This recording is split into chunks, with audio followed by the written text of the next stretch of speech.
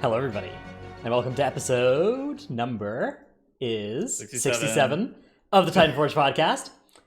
My name is Ratnos, joined by my friends Tettles and Trell. Hello, hello. Howdy. Yo, what's up? We're getting awfully close to 69, Pog. Wow, poggers. Ooh, do we do 69 or do we just skip it? Well, whatever you put it like that. This week we're going to talk about BFA in review. That's our topic. So pre-patch, this is our last show before pre-patch, our last show in the 8.X series of patches. Next week it'll be 9.0. So this week we're going to talk about everything that happened from 8.0 to now.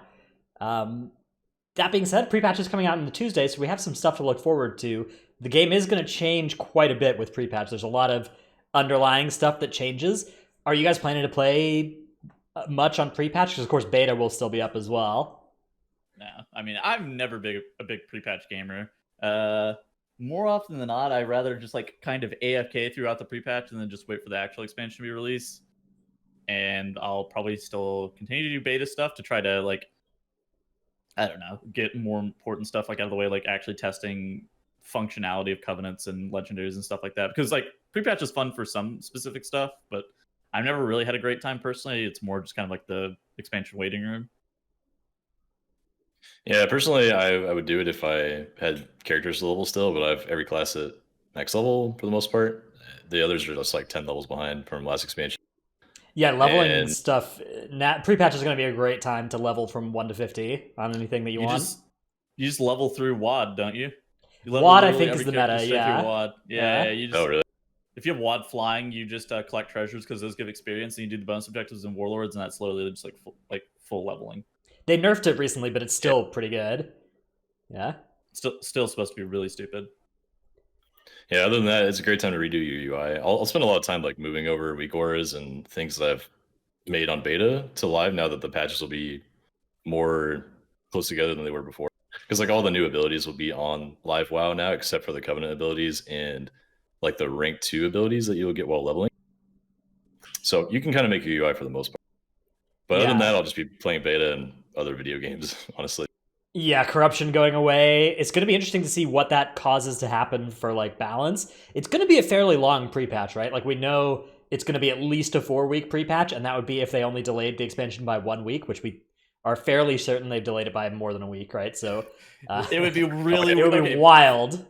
First off, there's no I think that there's almost 0% chance that they only delayed it a week, because first and foremost they wouldn't delay the game a week. Straight up, you just release it scuffed a week early. Yeah.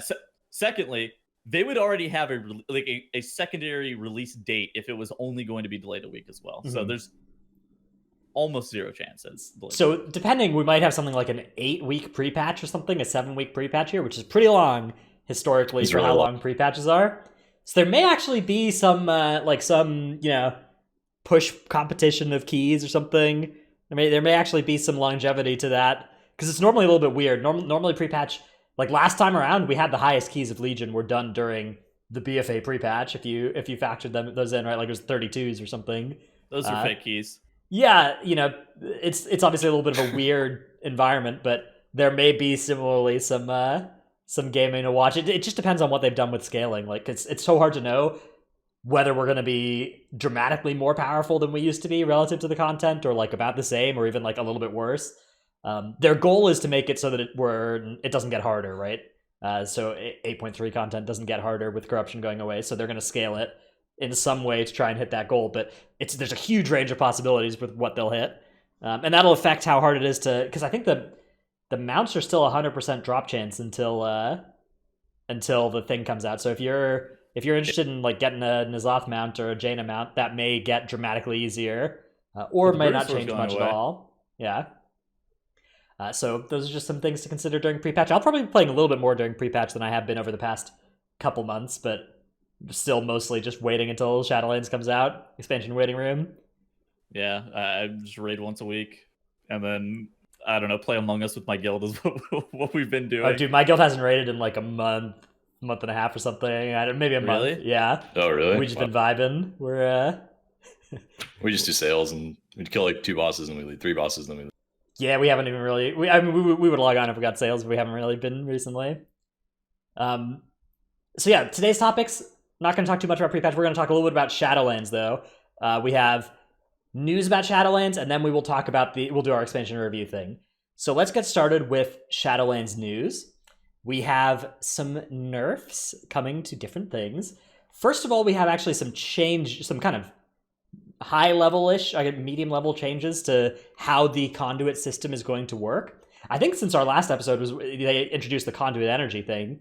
I don't remember if that was introduced before or after our last episode. So that was after our last episode. That's a recent change. Yeah, so conduits have gone from being a one swap per week, and you can change your conduits, to one conduit swap per day, plus one for every new conduit you equip or you learn. So kind of an interesting little system. Yeah, caps at 10, so you can't stockpile infinitely or anything. Bad change. Well, I think it's a move in a good direction. It's better, but it's still just like who asked for this, man? Their reasoning for it was like, it was like they don't want to arbitrarily limit being able to multi-spec, especially early on, whenever you don't have access to a lot of your soulbinds and soulbind trees and multiple soulbind trees and stuff like that.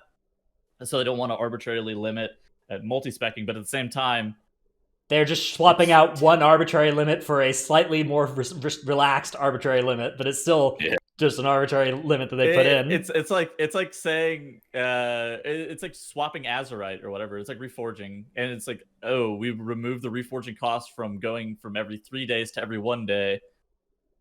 All right, well, thanks. I guess you're saving me some gold, but you still didn't remove the reforging cost. Yeah, it's like it's better, but and then so then since then we've gotten some more news about how conduits are going to work, which is Soulbinds have had their tree layouts changed in a small but important way. All Soulbinds now have access to 2 potency conduit sockets, whereas previously all trees had 3. The goal of this change is to increase the flexibility of Soulbinds and make it more viable to use one Soulbind for multiple specializations, because the potency ones are the ones that are most spec specific. You may want to change your endurance or finesse ones in different situations, but it's mostly the potency ones, if you're trying to multi-spec, that will be, what gets you. And so now with 2 instead of 3, you can swap 3 times per week instead of 2 times per week, right? Because you get to swap 7 per week.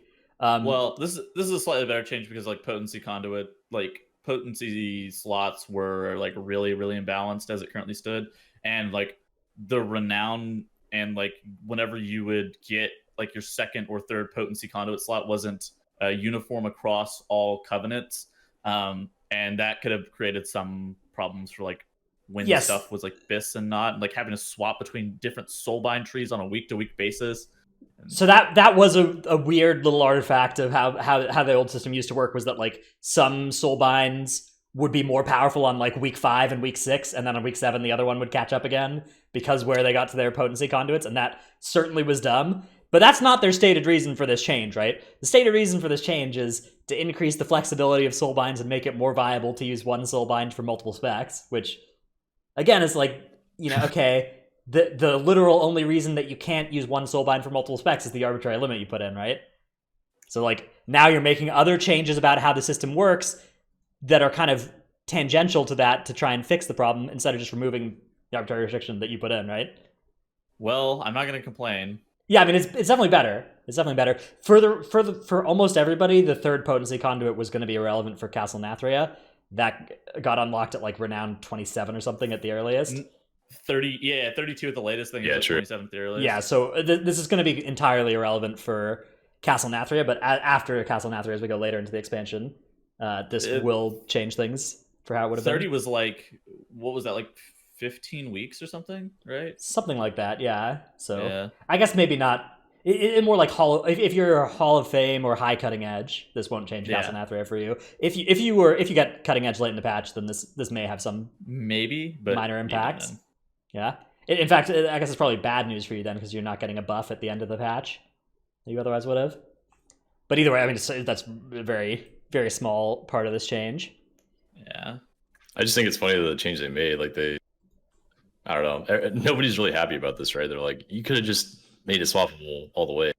I think it's headed that direction slowly, but why make such a small incremental change in that direction, but not go farther in my head? It's tough, right? Because like it's a good change. Like they have moved the game to a better position, but they are still just reclaiming ground that they took all away at once when they put in that 1 week swap, right? It's like we are trying to get back to the point we were before the 1 week swap was added, right? This makes some ground back up, but it's not like they're trying to solve a difficult fundamental problem with how the game is designed, and like everybody's rooting for them to do it as good as possible, and we're all the great minds are coming together and coming up with different ways to make the system work. It's like they literally just put the wall in place, right? And now they're like they took away half the wall, and it's like, okay, but you put that there, right? Anyways. Yep. Next change. I think it's not bad, but yeah, I mean, I think you're going to be okay. Like this means it's going to be much more likely you'll be able to do stuff despite the conduit locking thing, right? Well, there should be some should be some things that you have to grind and some like sacrifices that you have to make occasionally in terms of like your character, but should it be like conduits and soulbinds and shit like this? I don't know. Probably. I think not, but the problem I have with all of this, with all of these systems, like, because I completely agree that there's a place for grinding in an MMO, and particularly there's a place for like a system being restrictive until you grind so that it's not or whatever. But these things, you can't grind your way out of these, right? Like no matter how many weeks into this expansion we get, after a year and a half of this, you're still equally restricted by the conduit system or by the covenant locking system, right? Like you never get to a point where you actually have made your character overcome the restrictions that you started with, right? Like it's not a grindable system. I'm not a fan of permanent time gated stuff like that too. I never really have been. I hated it in if you guys remember early Legion, having to get your artifact knowledge and stuff like that. Yeah. And it's like AP being gated behind, like how much AP you could really grind was only gated behind artifact knowledge, and it felt like really, really bad then. But BFA was not bad comparatively, but early Legion was. Dude, early Legion where like if you leveled your character up a week later than everybody else, you were just behind on artifact knowledge. That was forever. No. I leveled my character up. I finished leveling my character 3 days after everybody else, and I was behind on artifact knowledge. It was so cooked. It was so bad. Yeah, because if you got your guy there first, you would save your emissary quest until you got your next hit artifact knowledge, and like depending on which week lockout things fell into, it would be really good for you if you got your artifact knowledge right before the new week started, and you can like turn in all your weekly quests. Yeah. That was wild. So bad, but like this isn't that bad. Like the soulbind changes is not that bad, but more to the point, I think that gating, like hard time gating content is not ideal, especially for large expansion systems like they have been previously. Now, another thing they've done for Covenants is nerf a huge amount of Covenant abilities over the past 2-3 weeks. Covenant abilities across the board, the good ones, have been taken out back and shot just repeatedly. Now we're kind of at this point now where there really aren't any Covenant abilities that are important anymore, right? Like, there's not really any that are like hugely, the usually broken or right. Before it was like if you had a rogue in your group that wasn't a Necrolord, they were trolling, right? And now it's like whatever Covenant the rogue is in your group, like one might be a little bit better than the others, but they're all so mediocre that it's not really noticeable on the meters anymore, right? I think they took them all down to like, they're trying to take them all down to like 5% damage or something, and it's like, holy shit. Which the argument for it is like, at the same time, it's like, but why would you even implement these if you don't want them to be fun and impactful and stuff like that? But like, we've talked about how they have just a major balance problem with them for so long that I think that this is the only way to solve the major balance problem, while at the same time not making them swappable. Because like if you allow them to be swappable, they could be as imbalanced as you want because you would just pick the situationally best one. However, if you were ultimately locked into the choice like you have been, they have to take down the relative power of Covenants as a whole to make sure that they are going to all be at least in line to where you don't feel apathetic about the decision you made, where it's like, oh shit. Like you can be trolling, but you can only be trolling so hard because it's right. If one Covenant is twice as good as another Covenant and they represent 5% of your damage on average, then you're like, it's a 5% damage gain to be the right one versus the wrong one or whatever, and that's kind of negligible. But if they represent 20% of your damage, right, then it's a 20% damage gain to be the right one versus the wrong one. And so that becomes a lot more noticeable and a lot harder, a lot more likely that you're going to cause players to have group problems or just feel awful to have picked the wrong one, right? If they are that impactful. But like you said, that is like my biggest concern is like if you feel like your decision is ultimately just not good and you were incredibly upset about having made the wrong decision, I think that puts you in a really bad spot. Yeah, and it can be tough. Good. I have a lot of thoughts on this one, but the two major arguments are they should be meaningful and fun and swappable, right? All Covenant swappable so that people can experiment with whatever and have fun. Blizzard obviously doesn't feel that way. They want it to be tuned down so that you can't swap and you have to make the choice. But even if they tune everything down and like try their best to make it all within 5%, there's still other abilities in those Soulbind trees that are specific to Covenants, like the file from Kyrian. Tanks during Necrotic Week 100% want to be Kyrian. And then like any other week, there's only 2 Necrotic Weeks, by the way, out of the 12 affix rotational weeks. The other 10 weeks, you might want to be another Covenant. And you're kind of like locked in if you want to be good on Necrotic Week, Yeah, absolutely. It's a tough place to be in, right? Like there are kind of a bunch of different goals that they have for the system, right? Like they want the Covenant abilities to be fun and impactful when you press them, right? So that would require them to be tuned up to a pretty high level. They want the choice to be meaningful, so you can't swap them, right? Like that's something that they care about. Mm-hmm. And they also want them to be balanced within a certain acceptable parameter, right? That's because if it's unbalanced by enough, then everybody will notice and everybody will have a bad time, right? Like there's nobody has a good time. You can there are a lot of arguments about how like, oh, we don't need the game to be balanced, and like, yeah, we don't need the game to be perfectly balanced, but we do need players to not be doing 20% or 30% more damage than other players because of the Covenant they picked, right? Because like that just isn't going to work.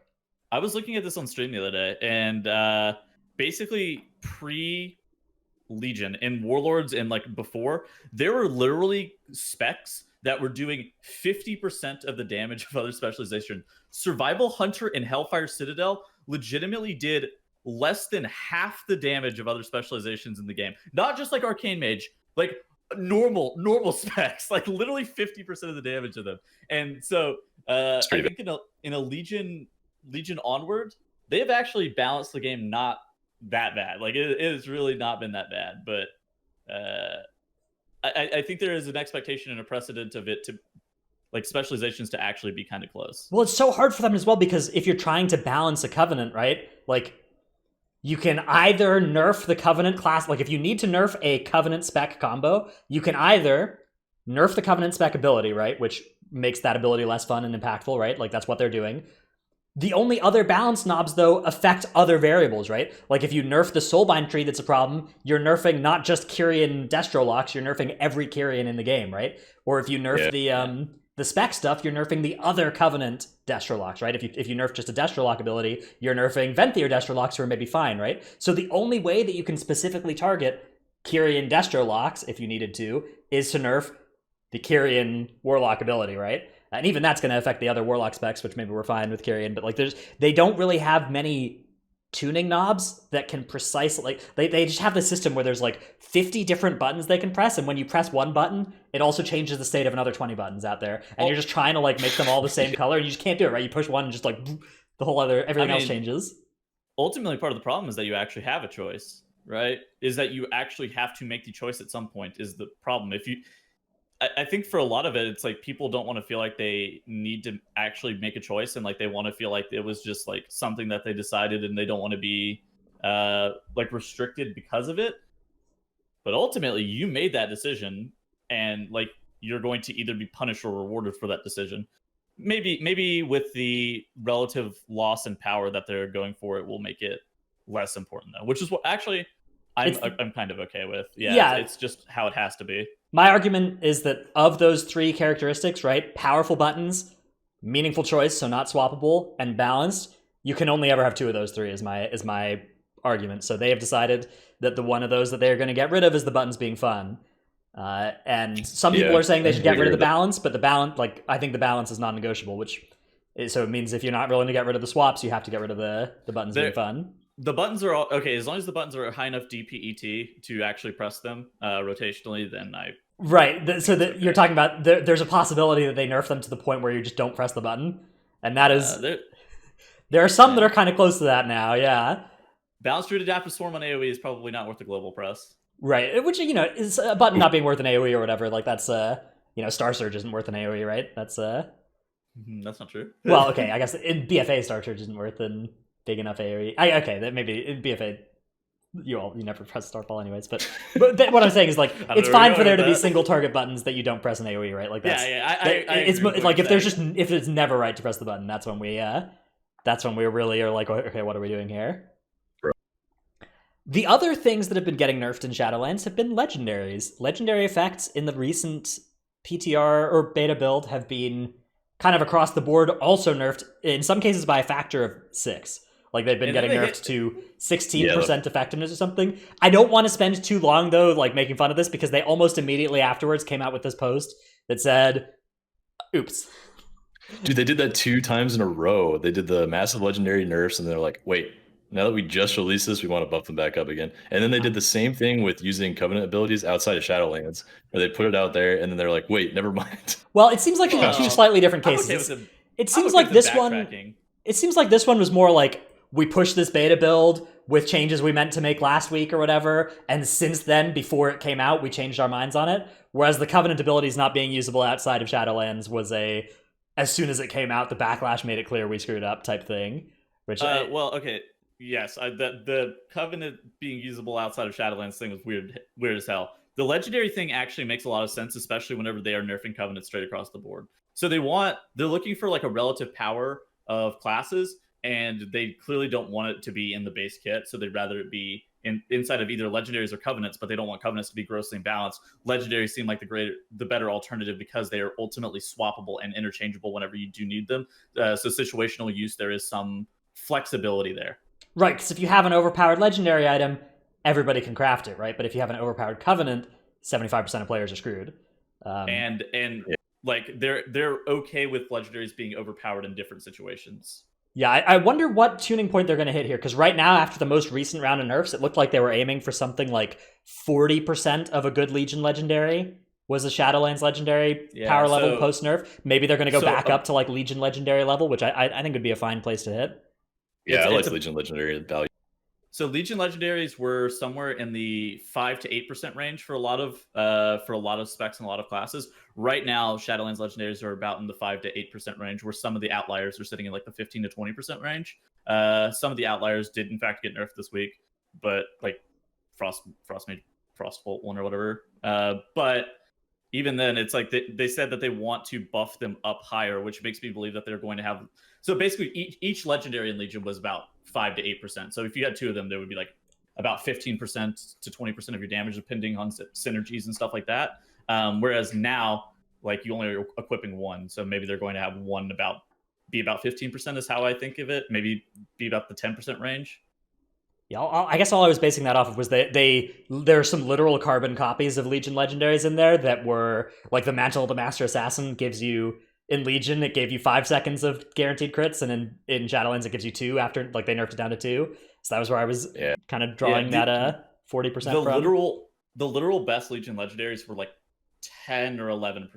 Okay. Like that was the absolute top was like 10 to 11%. After a long time, right? Are you thinking like late Legion? Right, because the abilities... Early Legion was like a fucking shit show. Yeah, they were really skewed. Yeah. That makes sense. Early Legion, you may have had some like 30% damage ones. That one is not correct. Yeah. Also, as an expansion goes on, right? You get more power from the rest of your kit, right? And so that's going to push down the power of the legendaries, which largely stayed the same in terms of what they did over the expansion, right? I guess they were multipliers in a lot of cases, so maybe that's not true. I don't know. Yeah, a little bit. They actually added more legendaries at one point in Legion 2. Yeah. They added the Keg Smash shoulders like halfway through the expansion for Brewmaster. And the Soul Rings. One spec specific, one spec specific legendary, then one class talent ring. Yeah. And then the trinkets as well. Velen's and Kil'jaeden's Burning Wish. Oh yeah, from Argus, yeah. Yeah. Oh yeah, that's right. Was that where those came from? Kil'jaeden's no, Burning Wish? Earlier than that. I think it might have been from KJ or something. Or maybe just no, they just got added to the drop pools. They were added as generics in the like right as Tomb of Sargeras came. Not when Tomb of Sargeras came out, but whenever the Burning Isle, whatever the fuck that place was called, actually came out. Okay, yeah, and then so Argus dropped the legendary trinket that was part of the Pantheon trinket thing. Yes, the trinket I never got. Yeah. I never got that thing, man. I killed Argus like 200 times or something. The only trinket that was slightly better than Unstable Arcano Crystal. Yeah. A literal legendary trinket, which is beat 100 item levels higher, yeah.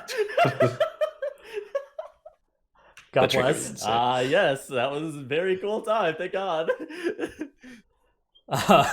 Anyways, yeah, I think the legendaries are a great place to put some power into. I don't know, they kind of run the risk here if they keep nerfing like Soulbind abilities, Conduit abilities, Covenant abilities, and legendaries. Like if you just nerf all of those, like yeah, you'll have these 4 sources of power in Shadowlands, but if none of them do anything, it's like what's the point, right? So makes sense to have at least some of them do something, you know? I think there's an argument to be made here for like fewer systems that are higher impact as well. If they do end up getting to a point where like say the Soulbind abilities and the Covenant abilities, maybe not the Conduits and the Legendaries, but like say the Soulbind abilities and the Covenant abilities themselves end up being tuned out of existence, you kind of get to this point of like, okay, maybe we could have had, instead of these 4 systems, we could have 3 or 2 and had them be more powerful. I would have been down with like not having Conduits and Soulbinds, but yeah, I prefer less. I'd prefer less to make their jobs easier and make us happier by just balancing better. Well, I think the Covenants are the cool part. Covenants are like an additional button in basically every single situation, which largely is involved with your class and or specialization in some manner, whereas the Soulbinds and the Conduits kind of suck. Yeah, the Soulbinds are like, would you like a proc the issue that gives you some stats? The Conduits, the problem is that like the Conduits are tuned so low that they largely don't, like even though they work specifically with your specialization, they have the same issue of Azerite traits where they're all tuned so shittily that they don't actually do anything. Yeah, it's tough because like I like having stuff, right? Like I like the expansion to have systems and things, but like I don't know, I want them to do stuff too, right? Like I want quality over quantity with these. I'm not even a borrowed power hater, but I'm not huge on the Soulbinds and Conduits. But I don't hate borrowed power either. I think that good borrowed power is sweet. I think that it's important that the baseline classes are also sweet, but I think building on top of that with some exciting systems is good. But it's just like, you know, if you make more systems and they all suck, it's what are you accomplishing, right? I agree. Anyways, that's our bit on what's going on with Shadowlands here. Of course, it's a highly charged issue of debate, all over the place. I think that more often than not, like making sure that you respect other people's opinions and do not be like rude to other people. Like it's fine to have different opinions. Yeah, I was honestly kind of expecting them to just throw the, like, you know how I was talking about those 3 things about like powerful abilities, balanced abilities, and non-swappable abilities. I was kind of just expecting them to throw balance out the window because then at least it's like consistent, right? But like, you know, now I don't think anybody is gonna like it the way it is with the, you know, like it'll be less bad for me, but I think it'll be also less good for people that really wanted them to not be swappable or whatever. Yeah, I actually do agree with that, which I think it kind of misses the point of the whole entire not making them swappable thing, right? Yeah, because you don't feel like you have a meaningful choice. The problem is we can all see the Covenants and Soulbinds, and we know what could be the case. Like we know it could have been swappable for everyone, and we could have whatever choice we want to make. But because we can't, we're like a little, you know.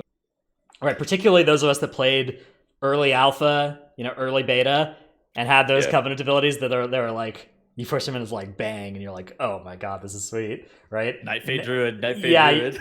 I mean, Nightfade DK, you just like, you put down your blue deity and you're like, I'm a god, and like now you know that you're not going to feel that immortal. Yeah, you're like, I mean, on the one hand, like, you know, maybe that's better, and like you need to do that because they're not swappable, but it is a shame to have the abilities be less sick.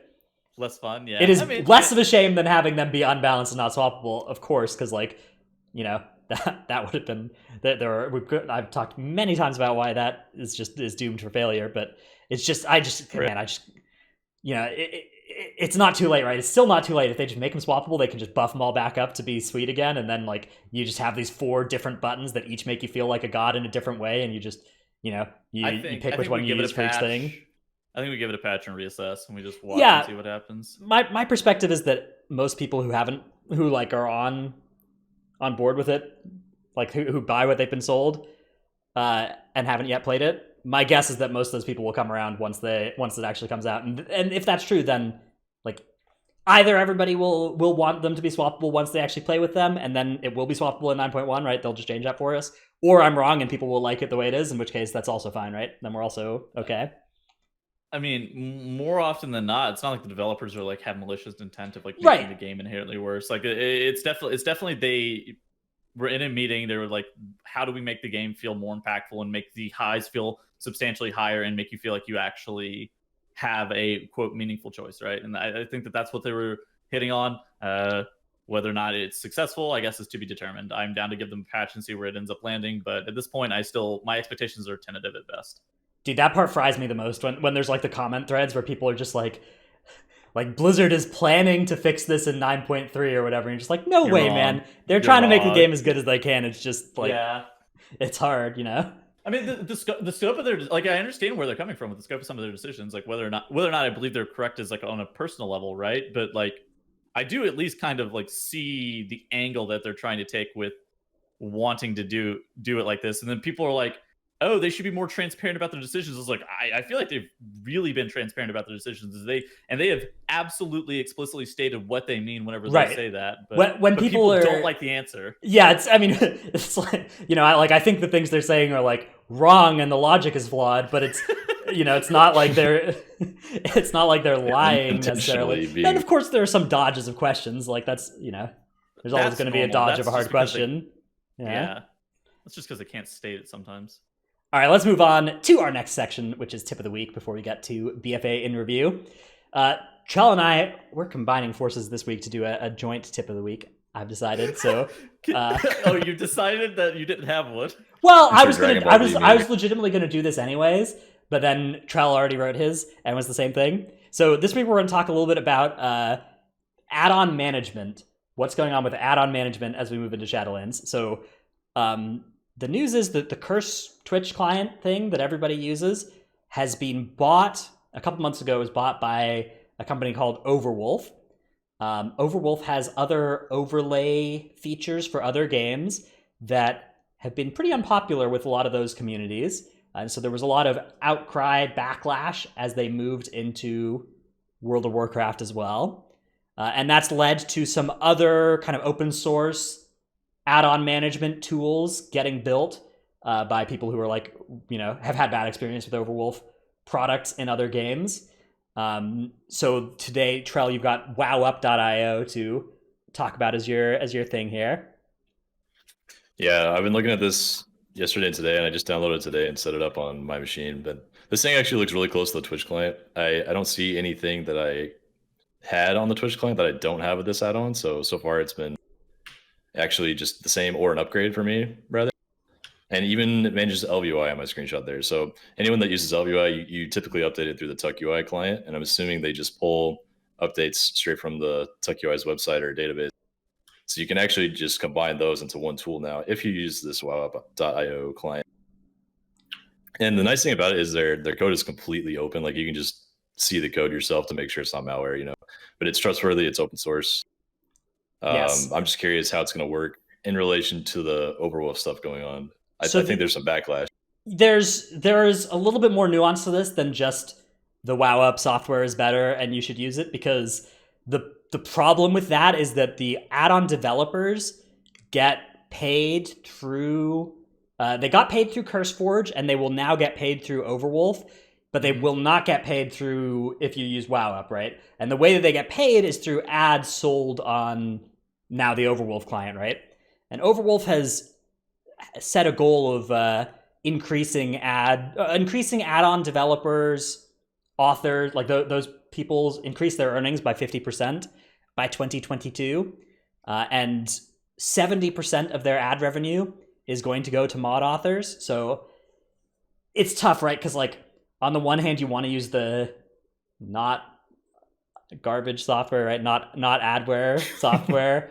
And it's unclear what the Overwolf offering is going to look like in this. I am somebody who has had experience with Overwolf software. I used it when I was playing Legends of Runeterra a while ago, and it was like it's rare that I find advertisements like super intrusive, but it was like putting them on my screen in the middle of my game, and so I like uninstalled it and lived without an overlay in that game because it was so intrusive. So I don't know what their WoW version is going to look like. I don't know how intrusive the ads are going to be here, but at a certain point, if you can't live with it, you can't live with it. I guess my thing is just, if everybody does that, we have to be a little bit careful, because then the add-on developers that maybe rely on at least some of this revenue to keep making the add-ons will lose that. So interestingly enough, WoW Up got a C&D from Overwolf yesterday. Yeah, so Overwolf is sending out cease and desists.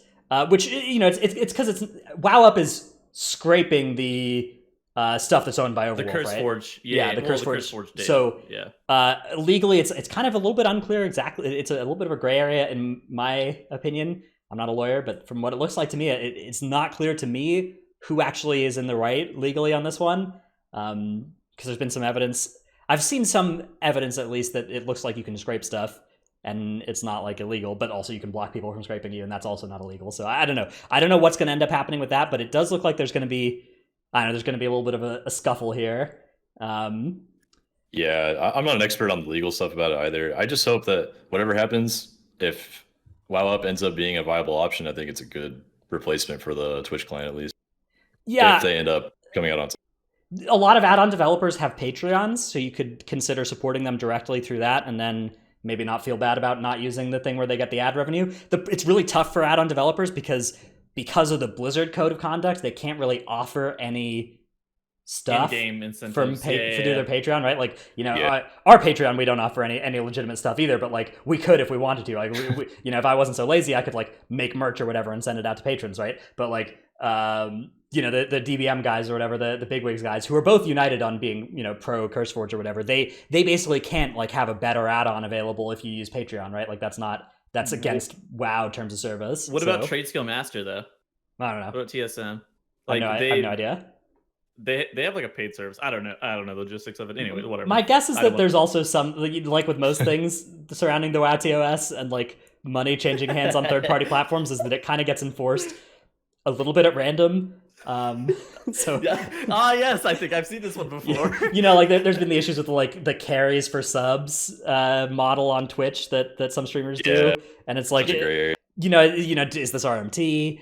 You can just ask them next time, Dratnos. You can call them out if you want. It's tough because everybody in here, like I think that add-on developers deserve to get paid for their work, right? Like I think that it's reasonable for there to be ways that happens. It's just, I also don't want the game to become pay to win, but on the other hand, the WoW token's pay to win, so I don't know. Particularly with corruption in the most recent patch. WoW token is paid, but the WoW token is allowed to be pay to win because it's made by the developers. Right.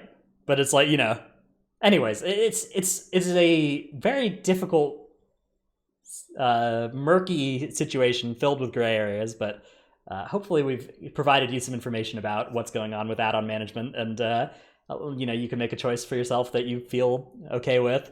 And definitely, I think that a lot of what's going to happen for me is going to depend on just how good or bad the Overwolf I just software want the is. best. Yeah. I just want the best.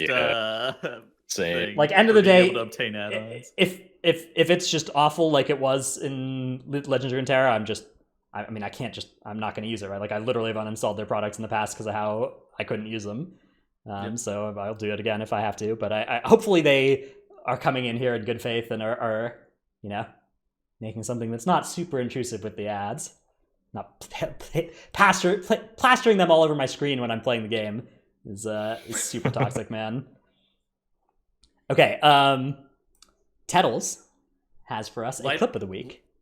Very lighthearted clip of the week. Less. Yeah, this is polarizing and or controversial as we dove deep into the fucking WoW Up IO controversy that we really weren't prepared to, and it was like, oh, tip of the week. Oh wait, hold up. Well, I feel like we tried to provide a full discussion of the multiple different sides of what's going on there.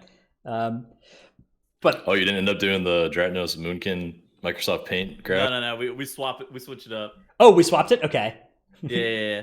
That's good. I was about to play because I opened it earlier. the Travis Moonkin Microsoft Paint one. All right, we've got one from Trell. Then is our clip of the week. This is the Okay, yeah, I know this one. This is I've seen this bug before. this is a nice This is a bug. great bug. Yeah. So that abomination just.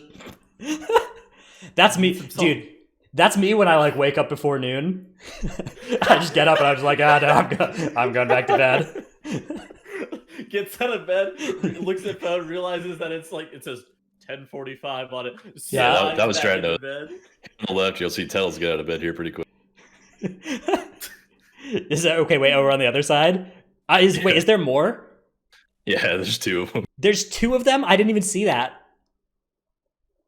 Oh my god! It takes a while for them to recast, like whatever the ability is to summon the creation. But yeah, it happened twice in a row. Okay. Hang on. I literally only saw the first part of this clip, and I did not know there was a second part of it. This is going to be so exciting. Okay, that makes it so much better that it happened twice. Oh my god. That's my clips. Some bugs are pretty funny. Like obviously we're just AFKing during a boss fight for an entire minute, which is not great, but it's a pretty funny clip. That Like is how do they remarkable. even code an abomination to summon itself, walk out of the thing where it spawns, and then like die and float back to its spawn and go exactly where it was? Like right back onto the table, and you're like, how did this happen? That just cracks me up. That's wild. That is a good clip. I thought it was a good clip when it only happened once. The fact that it happened twice. All right. Let's move on to our main topic. After only 40 short minutes of other stuff, we're on now to our main topic, which is Battle for Azeroth expansion in review. Let's start off with 8.0. Tattles, do you have how do you want to frame this? How do you want to go about doing this? So I framed this in our show notes. We're just going through season by season. So 8.0, I had like Uldir, and then we just talked about some of the things that were added, and then just kind of give our general thoughts on season 1 as a whole, like what they could do differently moving forward, or like what they did do differently moving forward potentially that changed how the game functions for better or for worse. Dude, my big thing about 8.0 was how empty my character felt. Like, I hit level 116, my legendaries turned off, and then like I really didn't get anything. You got one ring Azerite, right?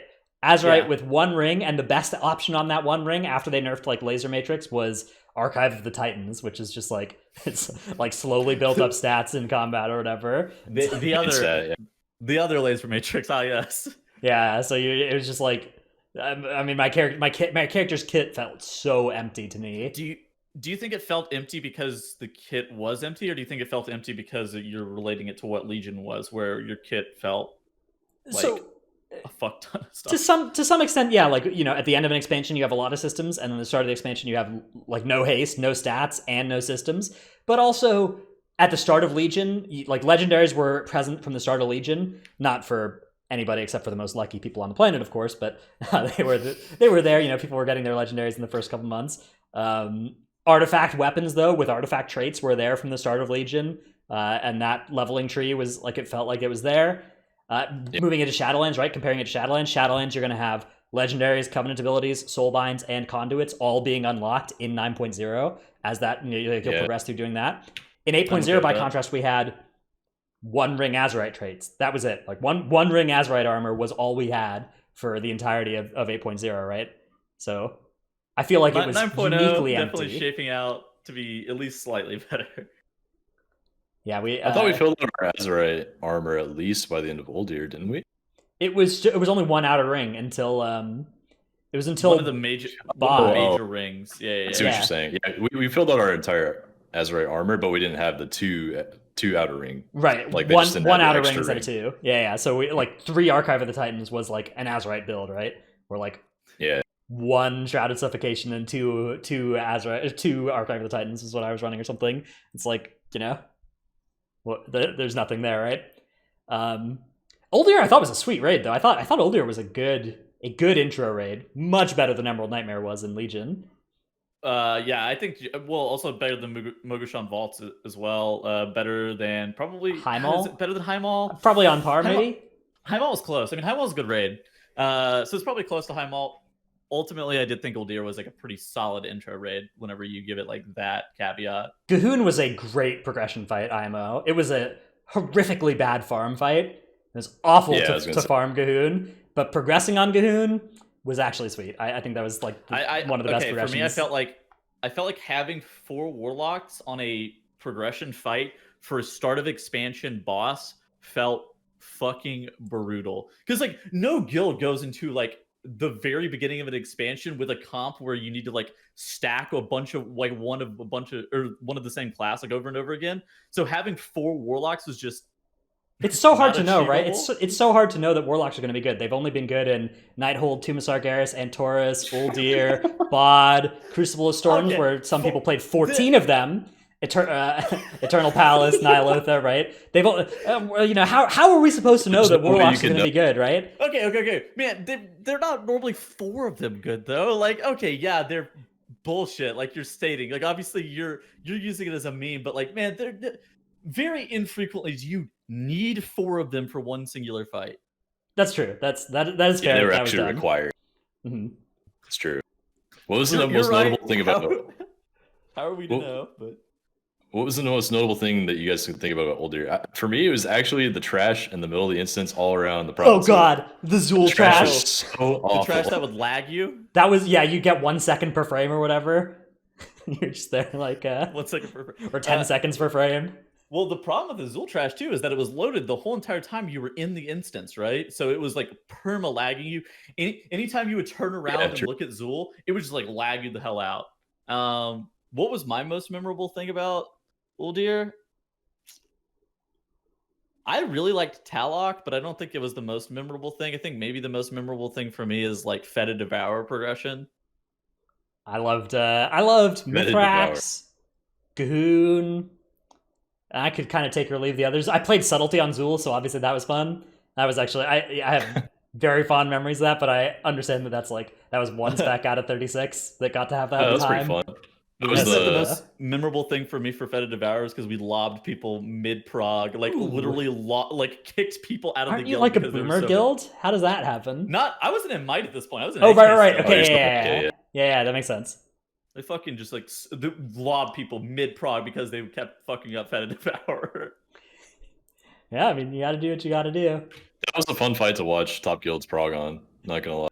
Because it was like such a highly tuned boss for a while, and like positioning was so important on like a middle of the tier boss. It was crazy. It was fun to watch. Oh yeah, this was when Race to World First streaming started as well. Was like this was the first tier that a legitimate World First guild was streaming their Race to World First, right? Because I remember in Antorus there was like one like Stars or something was streaming their progression, and that was sweet to watch. Me and my whole guild was doing it, but like it's completely different when like World Fifth is doing it versus World First, right? Yep. Yeah. So that was the start of a really great trend of Race to World First existing. I doubled out of that great trend, which obviously I have personal bias about, but still, it's sweet. Also in 8.0, we got introduced to some of the core features of Battle for Azeroth. The first Warfront, Battle for Stromgarde, came out. Do you guys have any fond memories of battling for Stromgarde? My favorite was deciding whether I wanted to go for ore or lumber at the start. I usually started going lumber, but as the expansion progressed, I started trying this ore first strategy that I feel like really worked out for my team. Yep, lumber. Yep, lumber. I think I did a grand total of like 3 Warfronts in 8.0. I got my heroic piece when it was relevant, and then when my item level no longer required that heroic piece, I never did it again. Maybe this is a bad transition, but you remember in 8.1 whenever a notable NA guild all went alliance to get the Warfront cash?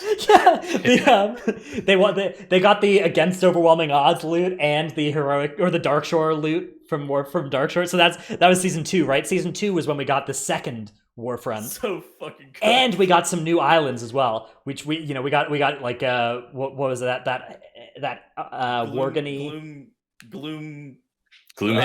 No, Gloomhaven's a different thing. Gloomhaven's a How do I know game. that?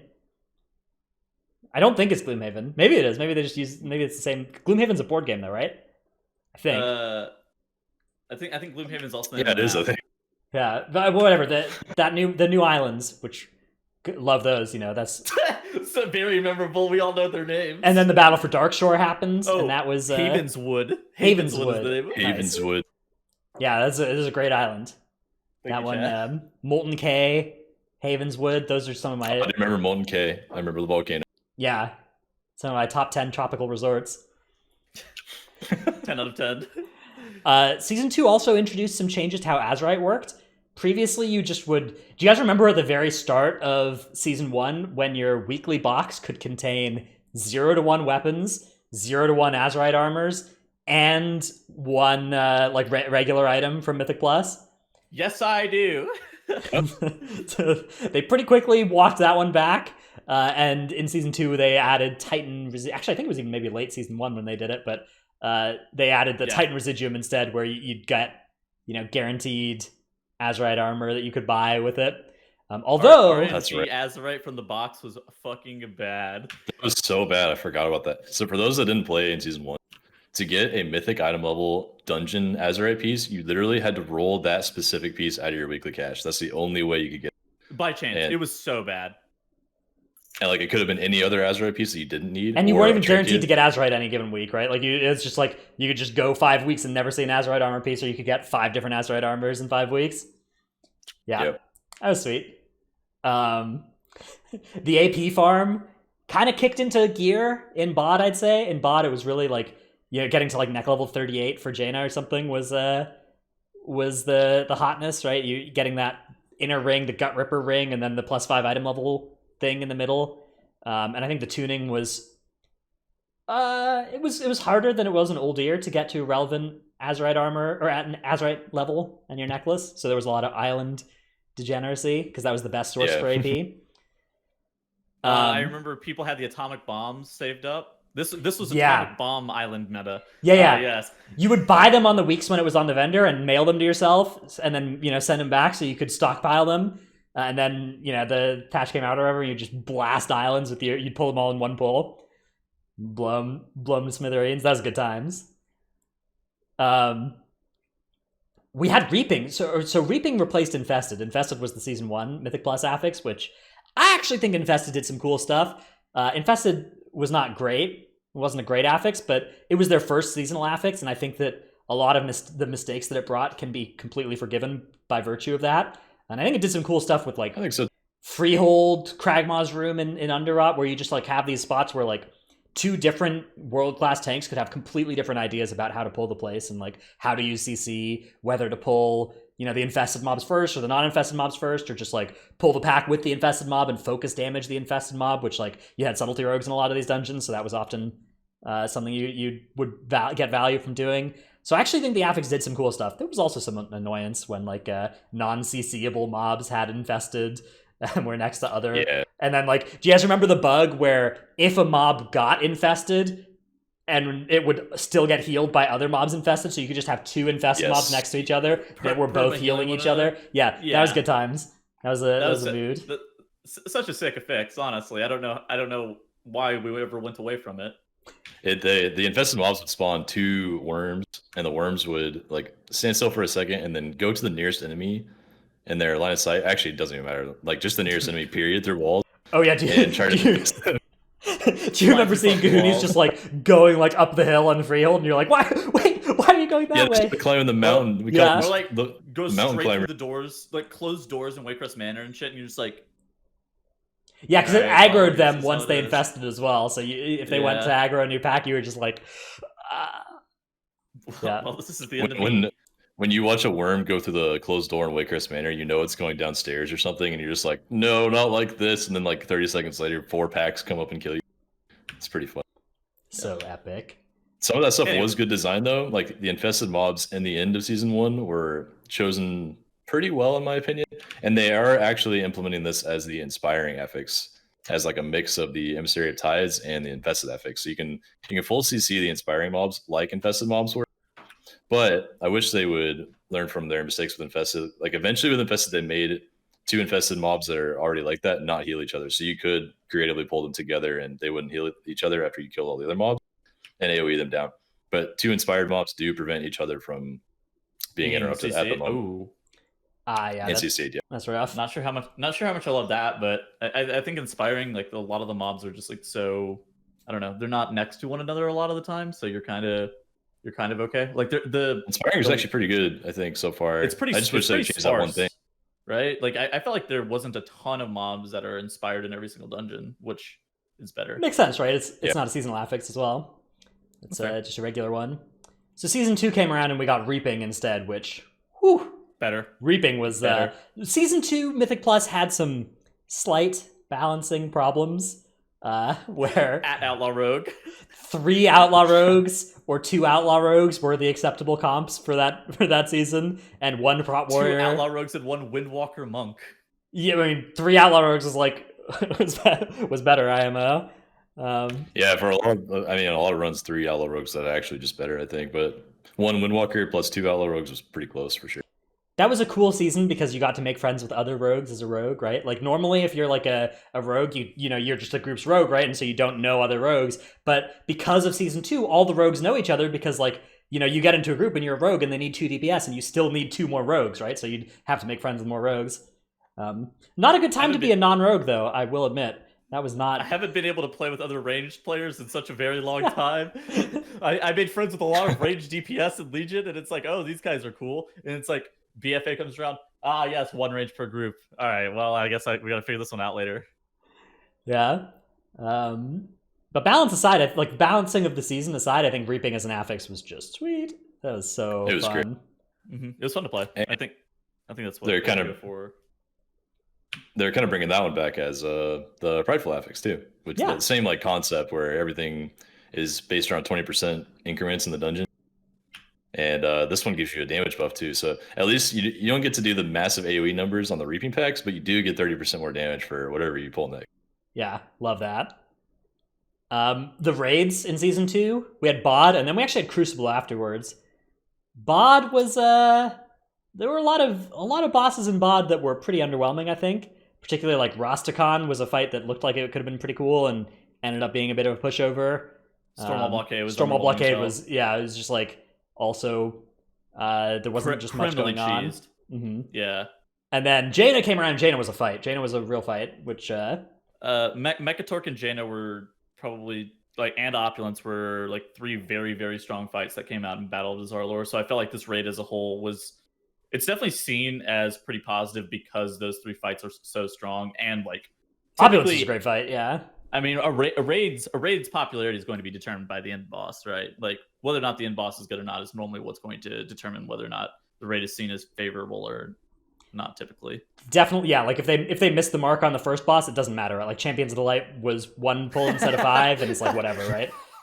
Dude, the only thing that's easier than Mythic Champions of the Light is Heroic Champions of the Light. Yeah.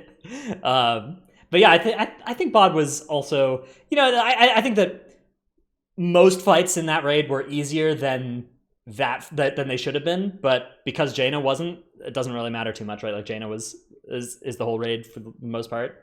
Crucible Storms though, that was a sweet raid. Man, I loved Crucible. Both fights in Crucible were just A+, in my opinion. Well, I think they were A+ for us because they were like tuned so well, right? Okay, so basically, Crucible of Storms was defined as an extracurricular raid that is something that you did after you had cleared out Battle of Zarlor. So this is right. like advanced cutting edge guilds, like Hall of Fame guilds are going to be doing Crucible. Yeah, not all the Alliance Hall of Fame didn't fill up for this, so exactly. Alliance Hall of Fame didn't even fill up, so it's like. This is the level of guild that they were trying to push into Mythic Crucible Storms, which made people like us, who are like mid Hall of Fame raiders, enjoy it a lot. But I could see how Crucible Storms, for people who weren't really able to experience it, would not love it as much.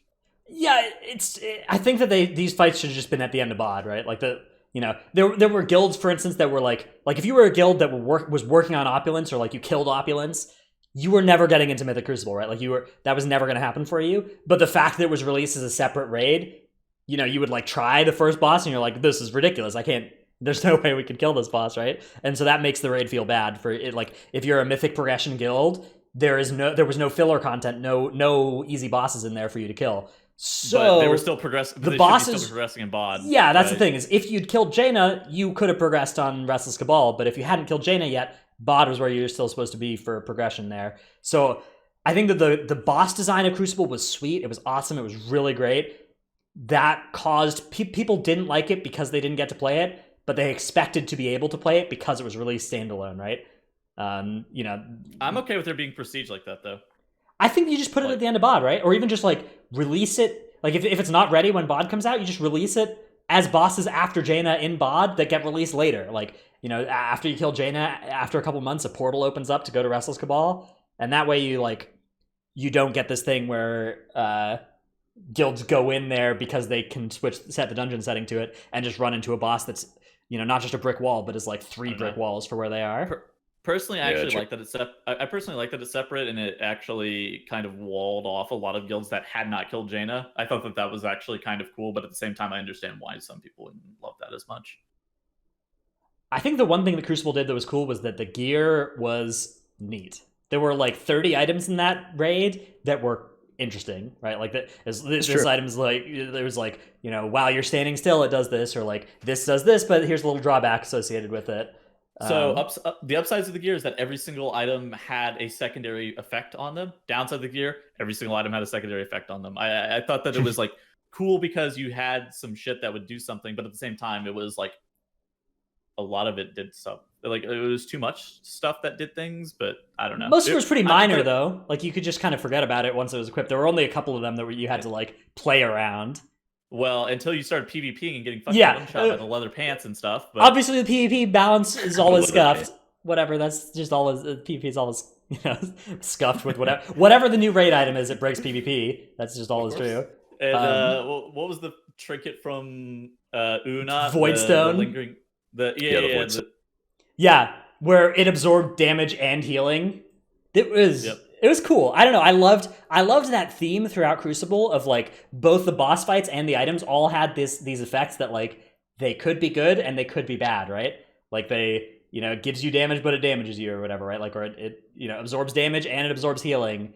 All of these different it gives you a big absorb shield, but if it doesn't all get used, a bad thing happens. Those were it was a cool through line throughout the entire raid. Kind of like Corruption. Yeah. Kind of like a precursor to Corruption 2 seasons later. Kind of, yeah. Yeah, I actually agree with that.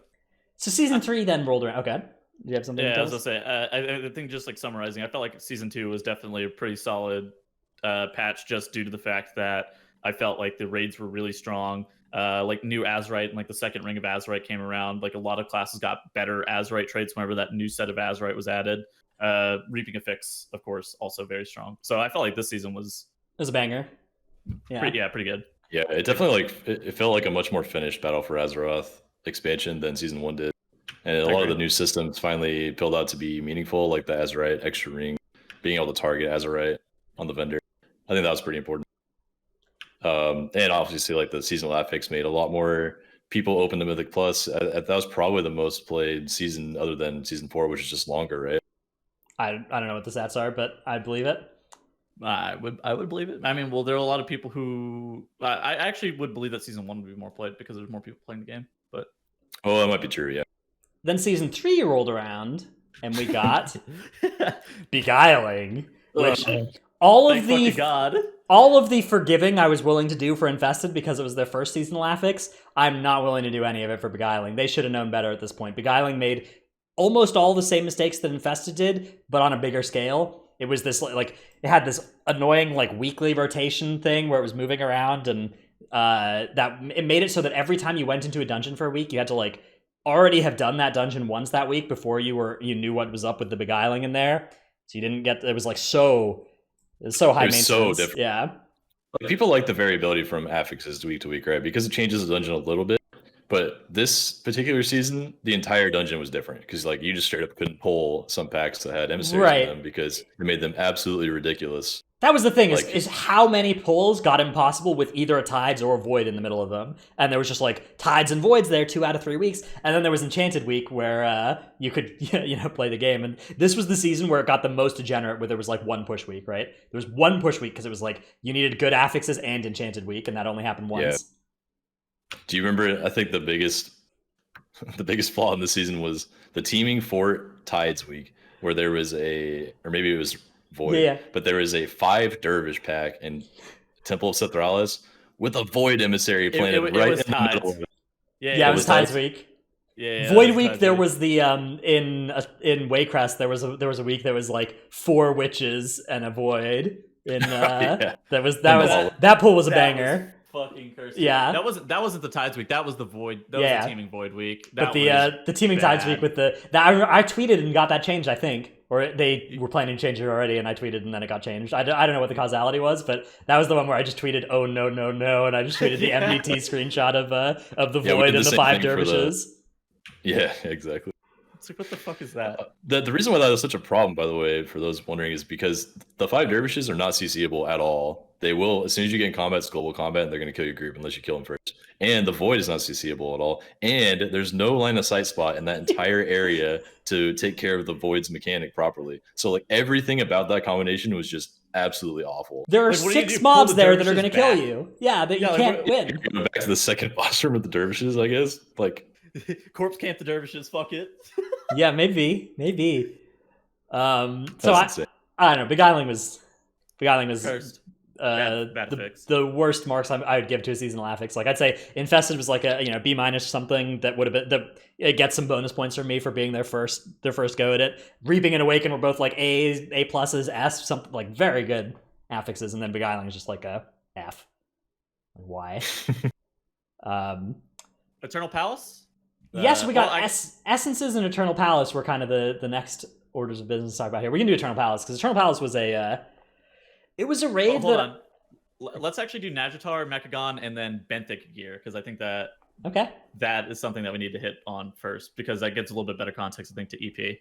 So we got these new zones. They were sweet. I thought the new zones were pretty cool. The new dailies. They're pretty cool. The new dailies that they created was actually pretty good. I actually enjoy this patch to patch cycle where they create new zones. Like we got Burning Shore and we got Antoran Wastelands and Legion, and then now we've got Mechagon and Najatar, like randomly in the middle of the patch. The downside, though, however, was Benthic gear being Biss in Eternal Palace.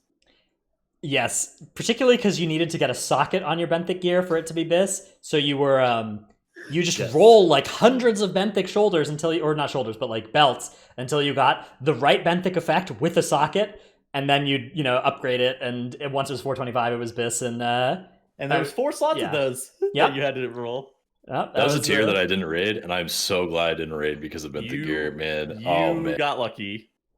It was very, very stupid, yeah. It was, you were doing these mana pearl rotations around Najatar, just like killing rares, killing Algans. Do you remember Algans, Tettles? And doing all those festies. Algans, lost Algans and wandering Algans. They were like these leaf creatures that dropped mana pearls. And they were kind of rare spawns. I do remember getting farmed by Ruin Gaming whenever they tried to win every single battle. The battle for Najatar. Yeah. It wasn't actually bad when it was current. Like when it was current, the Horde was competitive. But if you go back to Najatar now, the Alliance wins 100% of the time because they still do it. On NA at least, there's this group of people. They're called Ruin Gaming, and they fight.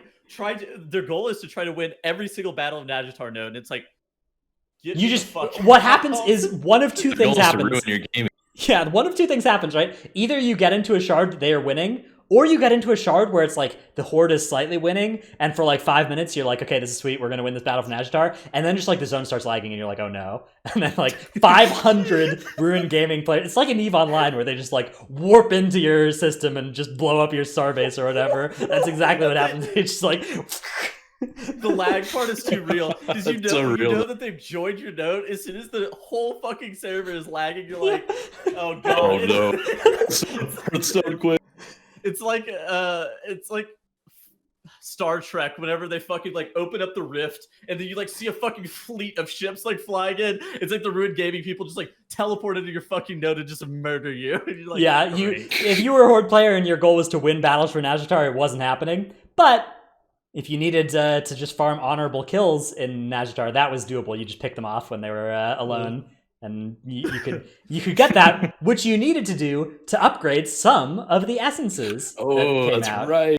Yeah, Shout so out particularly Ripple in Space. shout out Ripple in Space, which if you were a Ripple in Space gamer, which nobody actually needed to be, but if you wanted it to have it, then you were doing some Najatar PvP, and some call Beating up stars some and rude stuff. gaming nerds. Yeah, and essences were cool. You know how I was talking about how empty your class felt? I think that once essences were added, you really started to feel like your class actually had some stuff going on. They weren't like the most inspired design ever. They didn't tie directly into your class, but I think that particularly Memory of Lucid Dreams for specs that could use it as a major, Vision of Perfection for specs that could use it as a major, those were, and even Blood of the Enemy would, had some crit scaling and stuff. Those felt like they tied into how your class worked in cool ways. So all those essences were actually really cool. All the like active abilities that affected your spec like that for sure. God, I loved rank 1 essences. Those were my favorite. Yeah, so the start of Eternal Palace was a little bit of a wild time because this was actually when island grinding was the most, I would say, this was when island grinding reached the lowest down in the world ranks. Because you wanted to get like neck level 60 to get your second minor essence, neck level 70 to get your third or something. And like 60 was easy. I think that like basically I want to say that I was like 58 and I was like mega casual at this point. It was like 60 for Ashvane, 70 for Ajar was like the you had to grind to reach those breakpoints if you wanted them for a lot of guilds, and that was Also, you needed to get 60 for like what was it for Crucible 3 if you wanted Crucible 3. That was tied to your neck level. 60 was Crucible 3. That's exactly right. Yeah. No. So it was 55 for the for the slot, and then 60 for Crucible 3. 60 for Crucible 3, 65 for the second minor. Okay, is what it was. All right. Because Crucible 3 was good because at the very start of Eternal Palace progression, some essences were not obtainable at rank 3, right? Like the week that Condensed Life Force rank 3 became obtainable was a big power spike for everybody. But you couldn't get that for the start. 3 weeks. Yeah, it was like 3 weeks into an EP being open. And then you could grind Blood of the Enemy 3 in the first week. So for the first, if you did that, it was really good for the first month of the patch. Essences had a slight problem with them, wherein they were not account wide. And that got fixed a year later, which was sweet, but it did suck for alts for the first year. It's funny remembering all this stuff. Like it just like kind of escapes your mind after a while.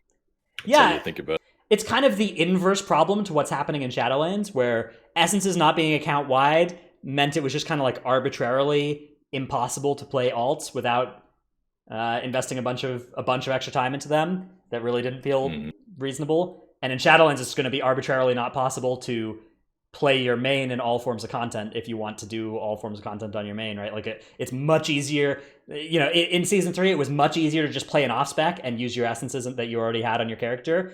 And in Shadowlands, it's going to be much easier to just make an alt and not run into the conduit swapping or covenant swapping being a problem. So it's kind of the pendulum has swung to the other side here. And both times I'm going to be advocating for that pendulum to just get right in the middle and just rest there. Just be chill.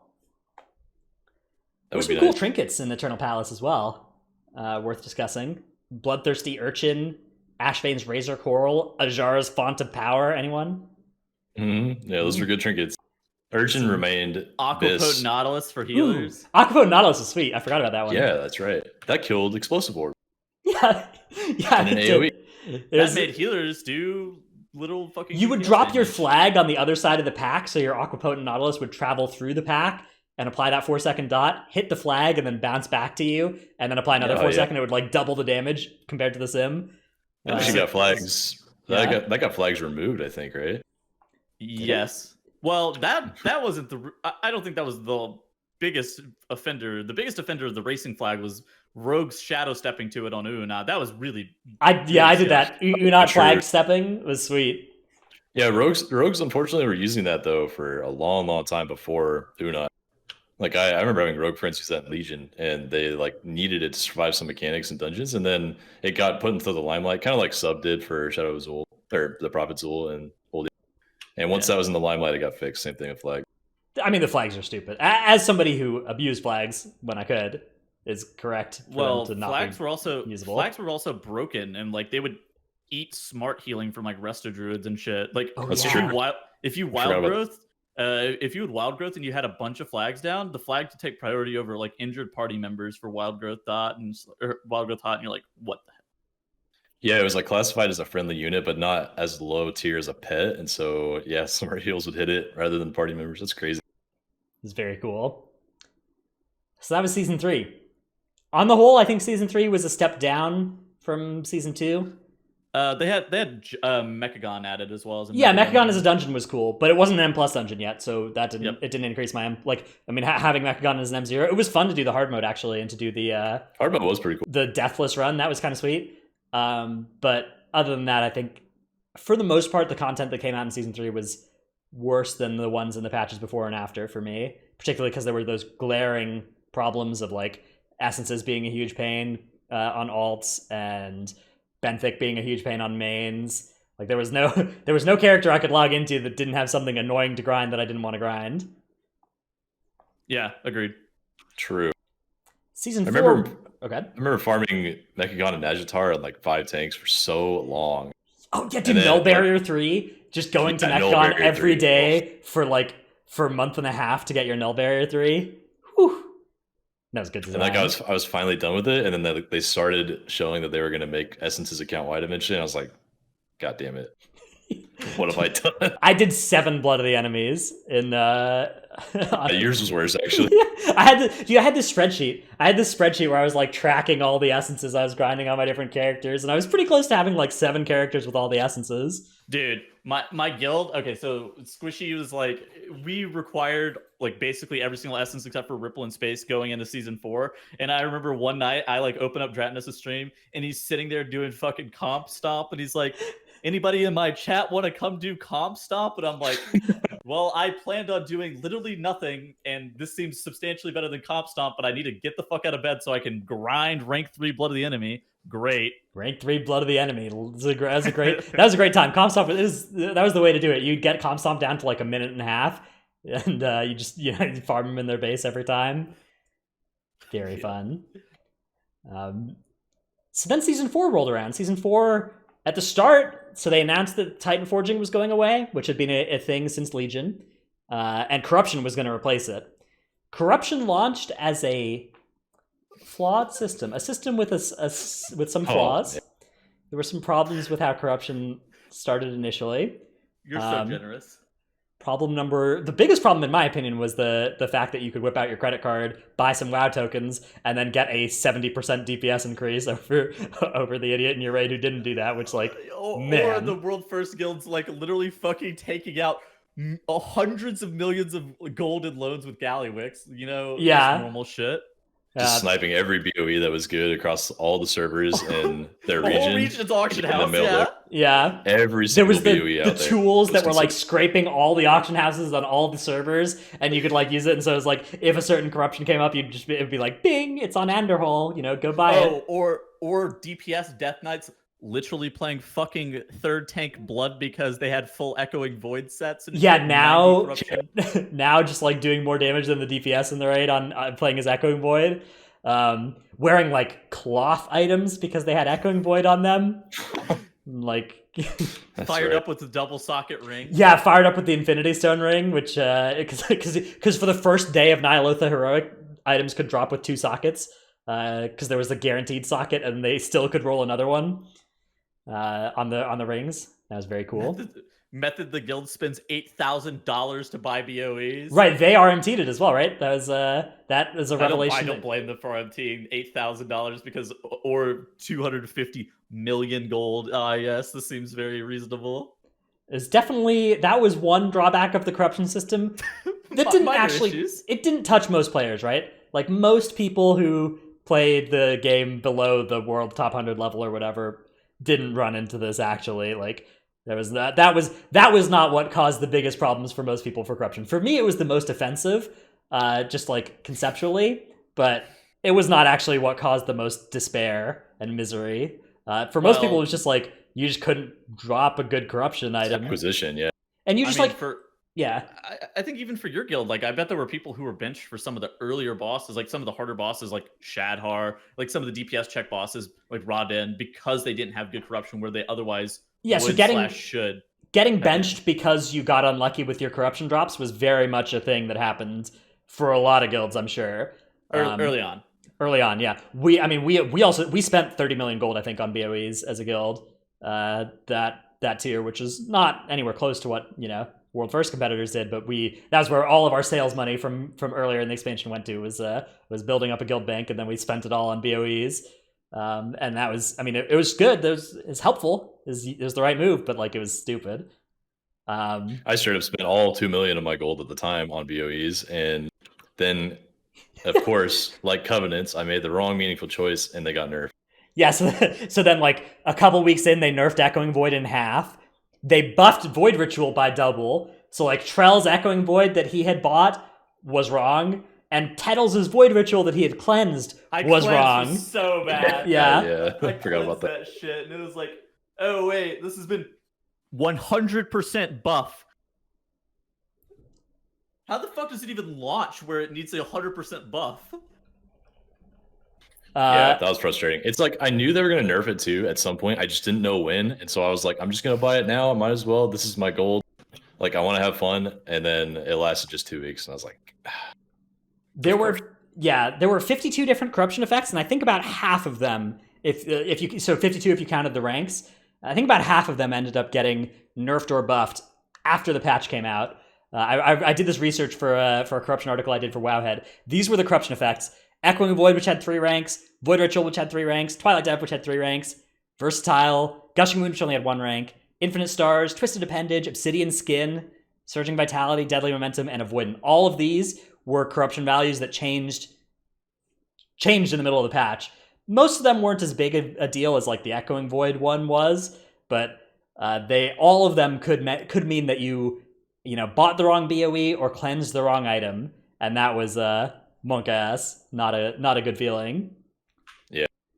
So that was a big problem with corruption, but the biggest problem was just that you didn't actually get a cool choice with which corrupted items to equip for the first several months of the patch, because it was often so clear what your best move was. It's like you'd have like one good corruption item, one okay corruption item, and then like a couple of bad ones, and you'd just be like, okay, I guess I'm going to put on my clearly good corruption pieces. It wasn't a case of like, should I wear Versatile or should I wear Twilight Devastation? It was like, okay, I will wear whichever of these has dropped for me because that's good, and Instead of that, it was should I wear my 475 BIS mythic item or my blue World Quest 445 item with Twilight Dev? Wasn't close. Yep. It wasn't close. You wore the 445. Yep, you wore the 445. 100% of the time you wore the fucking blue. Yep. Which was that was definitely another weird thing about the system. Most of the initial problems that existed with corruption were, I think, fixed with the addition of the vendor. Once you could buy whatever corruption you wanted, then you did actually get to have the decision of like, do I want Versatile or do I want Twilight Dev? Which you didn't. That very few people actually had a legitimate choice to make with their corruption until there was a vendor. It really amped up the grossness of the class imbalance in the game as it currently stands, where BM hunters and fire mages got fucking just disgusting, and every tank runs full verse and is literally perma 60% DR, but corruption was balanced around the idea that it was not going to be targetable like that, right? Like Gushing Wound was balanced around the idea that it was 1 out of 52, and so like nobody was going to have multiple pieces of Gushers, right? And then the vendor comes out and they're like, okay, hang on, we got to nerf this thing by half. I had two Gushing Wounds and they fucking just gutted it randomly. I'm like, oh, thank fucking God. It actually got nerfed twice, I think, over the course of the patch as well, because it got nerfed earlier when they did the eye level for damage proc one. Yep, that's true. So yeah, still, I mean, despite that, I think that the vendor corruption system was pretty good. I think it was maybe better than Titanforging even. Like a system that your gear had some pretty interesting choices. There's a lot of grind associated with buying all the corruption you wanted, which is kind of lame. But, you actually, never in WoW's history has there been such a difficult decision as what corruption to wear for different situations, I think, on your gear, right? Like, You needed to identify not just which corruption effect you wanted, which people disagreed about vehemently. It took like 6 months for Versatile to become kind of known and discovered, right? And even to this day, there are idiots out there who don't want to use Versatile in 27s or whatever, which... Can we give a big shout out to Raidbots Premium? Well, because Raidbots tells you that it's not right? Like, so, but you can't sim the defensive benefits of that. And you also can't sim, should I wear 19, 29, 39, or 59 corruption, right? You can't sim that. You just have to decide that for yourself. And like, that's a difficult decision. That's a legitimate, hard decision. Now, when you were actually playing the game and your character got snared for 70%, and then like things from beyond chased you down. Oh, you knew the answer. You're maybe you weren't having as much fun, but I think making the decision about how much corruption to wear was a really cool thing that the system brought. I think that was pretty cool. So I was actually a big fan of that system once it was fully unlocked by the vendor.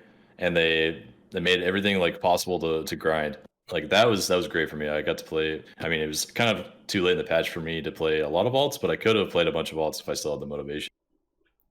Right. Unfortunately, like the thing is, if your patch launches a certain way and then 2 months later it gets fixed, we're still going to remember mostly the way it launched, right? Like it's kind of important for it to be right at the start.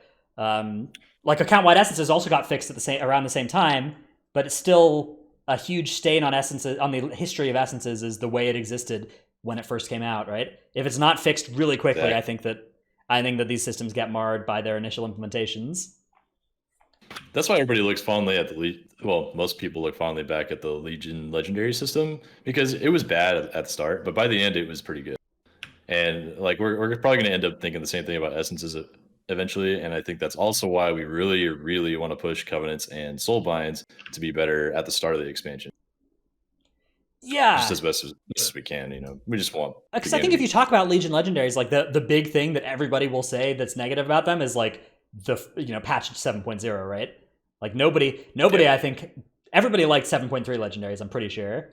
It was just the 7.0 that was rough. So similarly, we're always going to advocate for things to be good in 9.0 and not 9.3. Okay. Essences, corruption were fixed in the middle of Season 4. The other stuff in Season 4 was, I think, universally pretty sweet. Well, were okay. Yeah, Horrific Visions were really good for the first 2 months.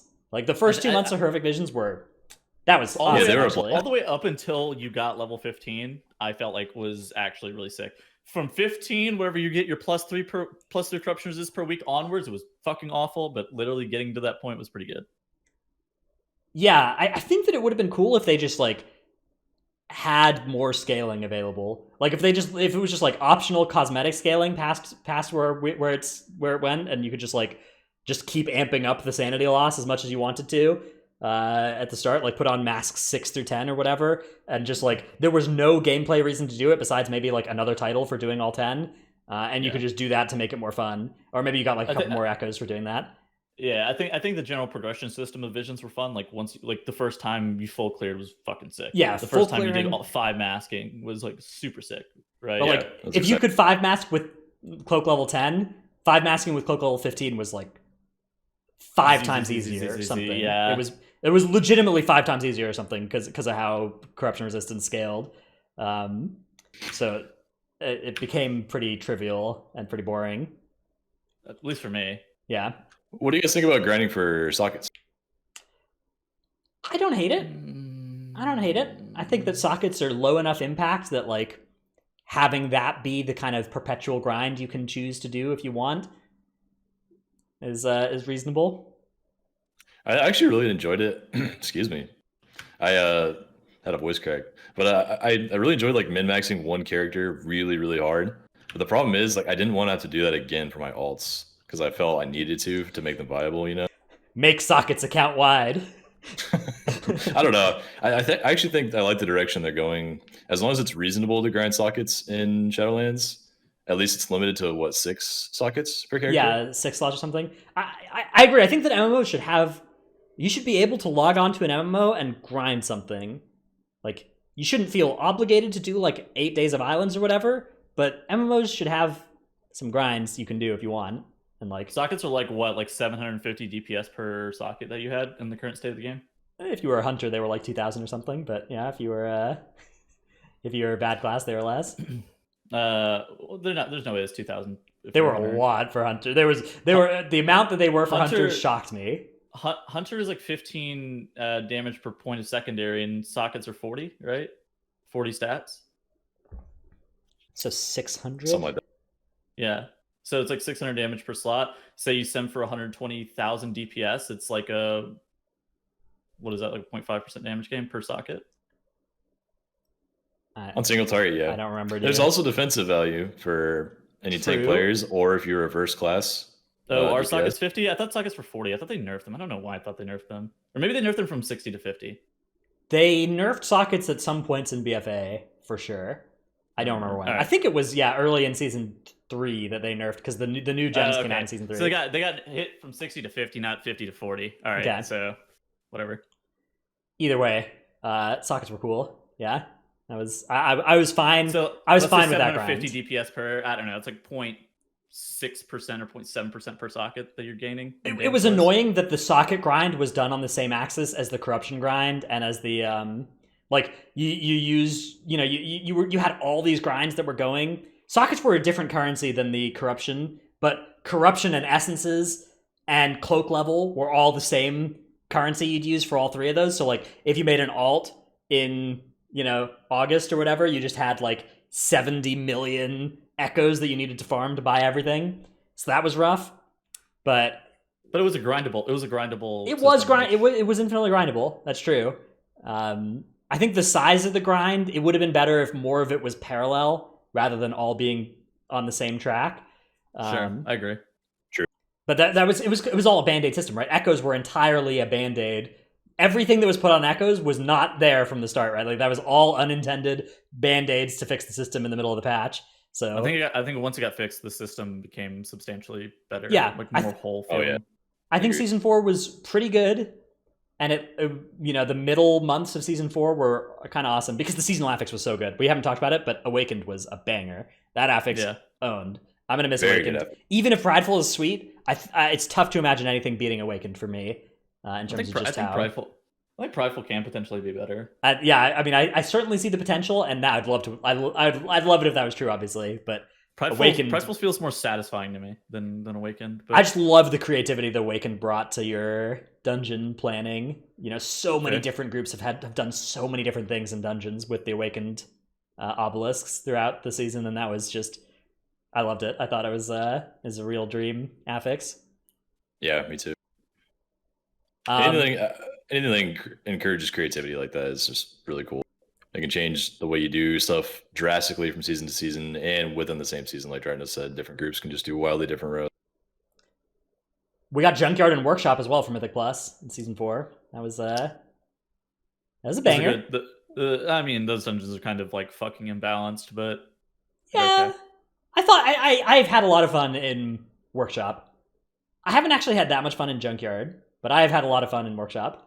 I feel the inverse. I've had way more fun in Junkyard than I have in Workshop. I feel like Workshop is just so hard. What do you feel is imbalanced about it? Which part? Junkyard or Workshop? I think Junkyard is criminally too easy, and I think Workshop's bosses are very, very difficult. Okay, that's fair. I love difficult boss fights though. I think that those are really fun. So I think that the Workshop bosses become too tedious though. Like notably King Mechagon is like brutally hard. On Tyrannical, I'll agree. It's like, why are we here? But I don't know. I have a lot of fun. Like I had so much fun playing BM Hunter and figuring out how to survive King Mechagon on like a 25 Tyrannical. And it's that is really not easy to do, and like maybe it's stupid that it exists, but it was fun. I had fun doing it. I understand why you had fun doing it. I'm not saying it should be fun. I'm not saying they should continue designing that way, but like I'm just saying I enjoyed it. So Turtle the first blast, second blast, poop your pants, ask your healer to bark you, ask your prot warrior to shout, feign death for the tiny shield, still die. No, first one, you wall. Second one, external. Third one, now you're turtling. Dude, you want to you play like there were some talents that I'd swapped to as well. There's one that like got your aspects back faster that you like never used. Yeah, but I swapped to for that. I put double duck and cover on that fight, or I would like zone out to take double duck and cover. Yeah, I was zoning out before King Macagon to swap stuff. That was a vibe. I love that stuff though. It's stupid, fair, but I love it. Yeah, I mean, like Machinist Garden was not a bad fight on some levels, and then just like the higher up you got, it's just like anxiety. This fight is getting so fucking hard. Machinist Garden was a lot of fun. I liked it. And then it wasn't. Like, it reached a point where it's like, all right, this is a fun fight. And then it's like, all right, this is still a fine fight. And you're like, holy fuck, this fight's impossible. Like, 4 of the saw blades going around was pretty sweet. But when you're playing it on, like, a key level where there's, like, 7 saw blades for most of the fight, you're just like, Danger, I'm dying. Yeah. And you have, like, 3 plants that have already blown up, and the fire's, like, half the fucking room. And so you're like, all right, well, this is where I die. Yeah. All right, rapid fire. We had a couple other things that came out in season 4. Assaults of Vale and Uldum. Cool. Yeah, I felt like it was. I felt like it was cool to go back to old zones. Yeah, instead of like making a new zone. I thought that was actually pretty cool and made it felt like the world was bigger and not just we were just like abandoning these old zones when they were no longer relevant. So I thought that was cool, but also.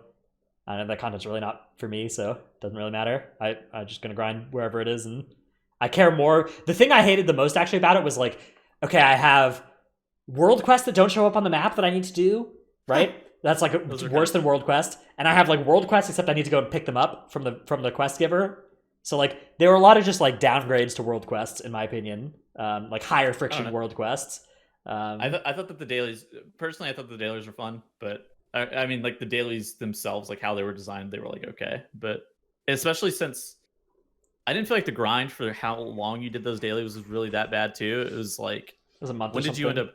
Yeah. Like when did you end up getting rank 3 of your essences? It was like a month in. Did you love as much as I did trying to find 3 rares or 3 chests when those were the dailies? Yes, I did. That was joyous. That was the worst. Yeah. Of course, I mean you didn't have to do that, but if you were trying to get there. If you're trying to do all of your sources of rep per day, that was rough.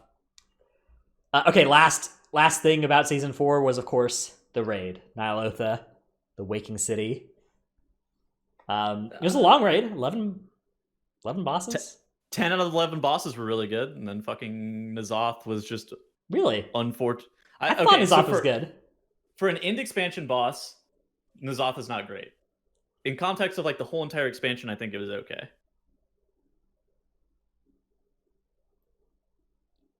I thought it was a pretty cool boss, personally. I didn't prog it at the time. I'm trying to be neutral on it, but it looked like a good end boss from my POV. And playing it later, after everyone was a little bit more powered up, it felt pretty good to kill. I had a lot of fun on N'Zoth, yeah. Basher and Corruptor fucking simulator is... Okay. I don't know. Phase 1. BFA has had a problem. The entirety of BFA has had this problem where... end bosses have had boring phase 1s where you're not fighting the boss, you're just fighting like on Gahoon, you're like, okay, sure. I'm gonna fight some tentacles now. On Jaina, you're on the fucking boat. On Jaina, you're on a boat, which at least you were fighting Jaina. That one was better because you were at least fighting Jaina, but the boat was hellish. And then like Azara, you're fighting two ads. Random. You had the double douchebags that you had to kill. Yeah. Yeah. And then N'Zoth, you're just fighting like tentacles for 6 minutes. I agree that was annoying, but yeah, that's true. Phase 1 tax aside, I think it was a pretty fun fight. I think that phase 2 N'Zoth was really sweet, especially when like space in the room was a problem, when you were gonna come down to the wire on it. That was sweet. Watching the progression of how the space was being managed by the top guilds was actually really cool. I loved like seeing their strategies and how they developed every morning past like. When they finally stopped playing for a few hours and actually like sat down and decided what to do with their space, it was really cool to see what they did. Oh, dude, yeah. Me and Tettles got to see that happen. Like we got to see it happen in the classroom where they were drawing out where they were going to go with the stuff. That was so sweet. Yeah. But yeah, no. So I actually think that the fight, like phase 1 tax aside, is okay. But whenever you give it to context of like end expansion boss, like the mythic phase was kind of underwhelming. Yes, the mythic phase was dumb. I'll agree with that. The mythic phase was the least intense part of the fight. You got to the room and you could like relax for a minute. instead of that was stupid. I agree with you. That was stupid. I don't know what was going on there. And I mean, that's why I thought that, like, ultimately, it's not that it was like a bad end tier boss, but it's I think it relative to other end expansion bosses, it's not great. Like, if you think Archimon just completely destroys N'Zoth.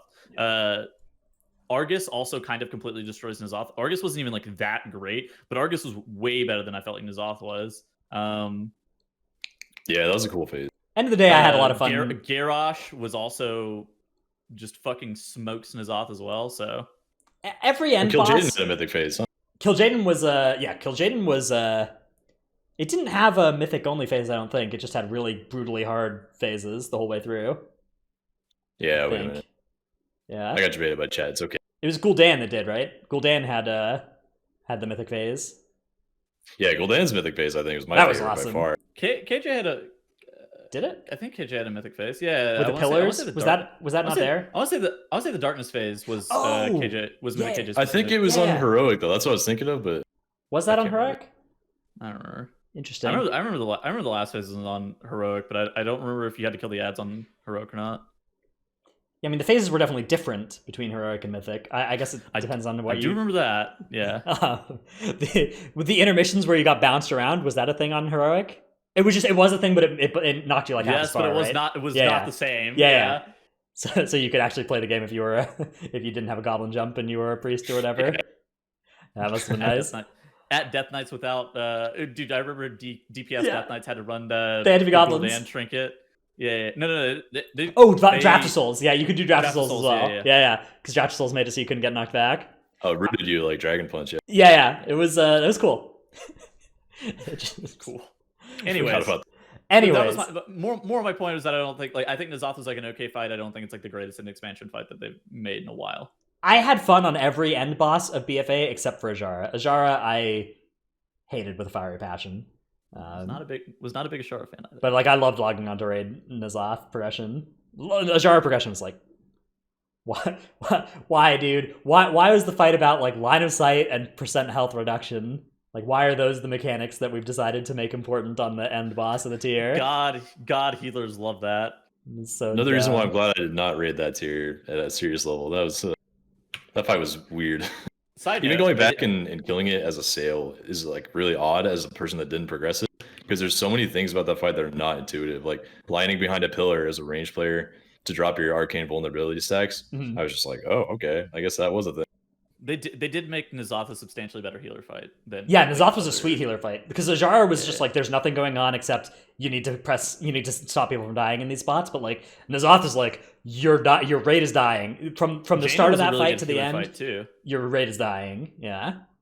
I felt like Jaina was a really good healer fight. Maybe other healers like have a different perception because you only ran 3 healers and it was like the healing that you were doing wasn't, I don't know. It was like I'm kind of crapping my pants trying to heal the last phase of Jaina, but I thought that was a cool healing fight as well. I think both Jaina and Gahun did a really good job of having the last minute and a half of the fight feel really, really hectic and like it was a race against time and like you were bleeding out. Yeah. You needed to kill it before it killed you, and like the pressure's on. That was awesome. Both of those fights I think did a really good job of that. Yeah. Agreed. All right. That's it. That's the end of BFA. That's all of the stuff. This is an expansion that has had a lot of criticism received. I think a lot of I think a lot of people see it as a step down from Legion. I think I agree with that. I think that Legion was maybe on the whole a little better, but I liked a lot of stuff about BFA too. I think that the seasonal affixes were good. I think the raid fights were good. I think that there were a lot of particularly bad decisions around like the Azerite Reforge, Essences not being account-wide, Corruption launching in the state that it did, dev time going into Islands and Warfronts. All of those were things that I think were kind of unforced errors that if none of those had happened, the expansion would be like 5 times as good as it was. I agree with that. There are definitely some good things that came indirectly from BFA too, like the Race for World First. Yes. Like I talked about, it's huge. That, I mean, we talked about it, we mentioned it with Gahun, but like that, by the time we got to Ny'alotha, there were 2 major Race to World First events going on that like were massive events. So it was a really big thing. Like I would say 4 guilds. I legitimately trying to compete for that as well. If you give like some of the Chinese guilds a little bit more credit. Yeah, Really depends on the- I think that two guilds have more than 90% of the chance to get world first. Pieces won Crucible. Pieces Storms. won Crucible. That's true. That was a bit of an upset, although it was a very weird tier for world first reasons. I still think I give it to them. I think. Yeah, I mean, Pieces definitely, but like I don't think that they have. I don't think that in Nyloth that they had more than a 10% chance to get world first or anything. I agree. I think that the right now, if you were a betting person, you would bet almost entirely on Complexity Limit or Echo, right? And similarly, I think in Nyloth you would have bet almost entirely on Method and Complexity Limit, right?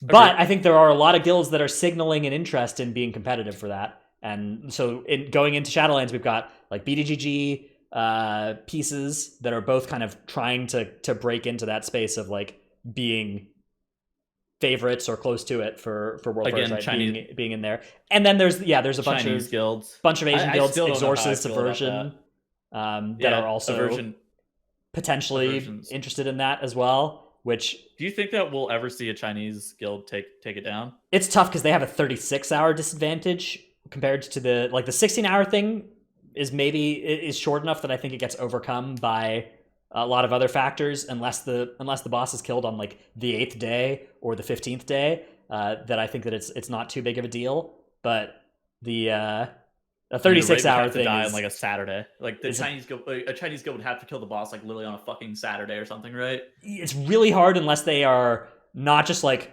slightly better, but dramatically better than the competition for a Chinese guild to win, given that disadvantage. Yeah. Do you think it could happen in Shadowlands?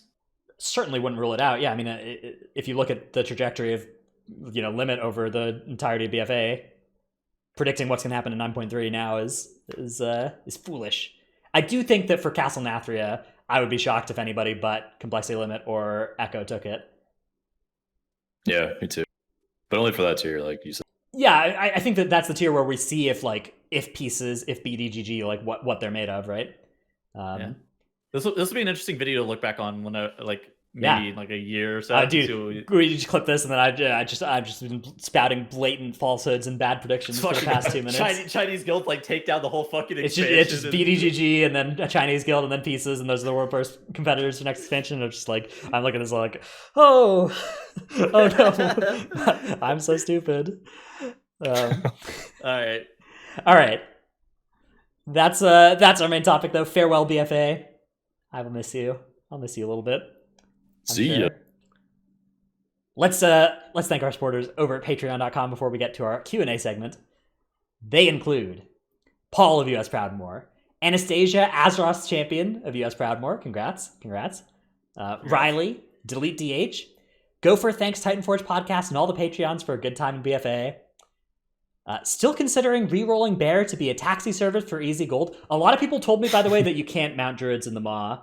I don't actually know what's true anymore, but a lot of people put that on the last episode YouTube comments. So I actually don't know what the truth is. I may have just blatantly lied to everybody in my tip of the week last week. That's a possibility. I love making stuff up. King of Skills, Zuko, Ja, Drunk Swede from Legion of Lemmings, Argent Donnie U, I Wish I Was Dratnos' Dino Pillow, Chromed, Seraphicus, Trekkie, The Marsh Hare, Regulus, Never Nude, Chewy. Dratnos is daddy role-playing as Titanforge naive online streamer. Please give me beta. If you can't get air in a Chevy Tahoe over a speed bump, are you really even trying? Van Heelen of Second Attempt. Sen of US Kill Jaden. Dazboot, better Mage Leap than Tal. Brought to you by Dratnos the Excel Wizard, Brad Ceratops. Gino, the 24th best DH on Thrall, Necris. Will Blizzard care about balance, class identity, and agency? Shadow Priest can pump if you chain pull, just give him a chance. Nevuk, Sinmora. Eevee, Frosty K New Meta. Stevenson thinks Tettles is fun like Dratnos, but not as creepy, and informative like Trell, but not as good at the game. Take Light of the Protector and Rage Regen off the GCD. Woe Bonesy No Verse, No Trick, Vamp of Storm Rage. I unscheduled a Tettles Flame. Can't do that anymore. That's not an option on my channel anymore. You should have that. Farewell Balance Druid, Hello Warlock. Sean Gill, Dymat. Syncope, Gamer Dad in Training. Anubara and Vin. Heltari, Ishio. Dream Team can time any key as long as it's Junkyard.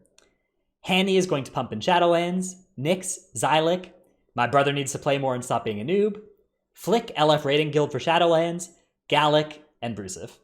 Thanks all for the support. If you again want to if you should be on that list and you aren't, get in touch with us.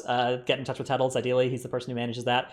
Or if you want to change your name, there's a channel in the Discord that you should have access to if you connect your Patreon, and you can ping us there as well. Again, ping Tettles. That's Tettles' job. Ping me. I'll normally figure it out. Sometimes I mess up the names. Just again, ping me if I mess something up. Yeah, basically that's it. Yeah. Let's do Q&A. First question comes from Lufer in Discord, who asks, do we think there will be any big pushes in pre-patch? First week is a push week. It's a good question. I think from what we saw in Legion, all the people that do Mythic Plus regularly at a high level are usually really burnt out of these dungeons by now. And it's really hard to convince like our circles of friends to log on and actually do keys on live. And so for those people, probably not too much. There might be a few groups that actually rally the troops and get in there that are like known groups, but there will be lots of players that didn't do keys maybe the whole expansion, maybe you just got into it this patch and see this as an opportunity to do high keys again, which good for them. Like by all means, enjoy the content while you can. Yeah, I believe that there will be pushes as well. I think that people will play less hard than they did. Like I think that there will be a lower level of competition than there was, 3 months ago or whatever. But the number of key that gets done might be higher because of the tuning getting thrown in exactly. there. All right, next question comes from Scoregasms, who asks, is it really fair to call beta tuning changes nerfs or buffs before the game even goes live? I think everyone should expect changes before launch, big and small. I definitely agree that you should expect nerfs and buffs, but I think nerf and buff, a nerf is just something gets weaker and buff means it gets stronger, right? Like it's not... I do think it's fair. Like a fair criticism? I think it's a fair criticism normally that people end up giving comparatively to like other specializations, stuff like that. Because like an alpha and a beta, it is designed like to be a complete game where you have people trying to give feedback and like undergo testing of the systems and like undergoing testing of the game, and they feel like the game should be in a certain place. So I feel like there's absolutely fair criticisms to be giving, like in regards to nerfs and buffs. So I guess my thing is that like I think that calling them nerfs and buffs is reasonable, but reacting to them like you would react to, you expect getting nerfed on live is not reasonable, right? Like I don't know, getting mad about nerfs and buffs on beta, or the frequency of nerfs and buffs on beta it's absolutely where they're supposed to do that. But to me, I think nerf and buff are just useful words to describe what's happened. It's good to keep track of like where things are, because like we are the testers, we are providing the data to make them buff or nerf these things, and in some ways at least they have internal testing as well.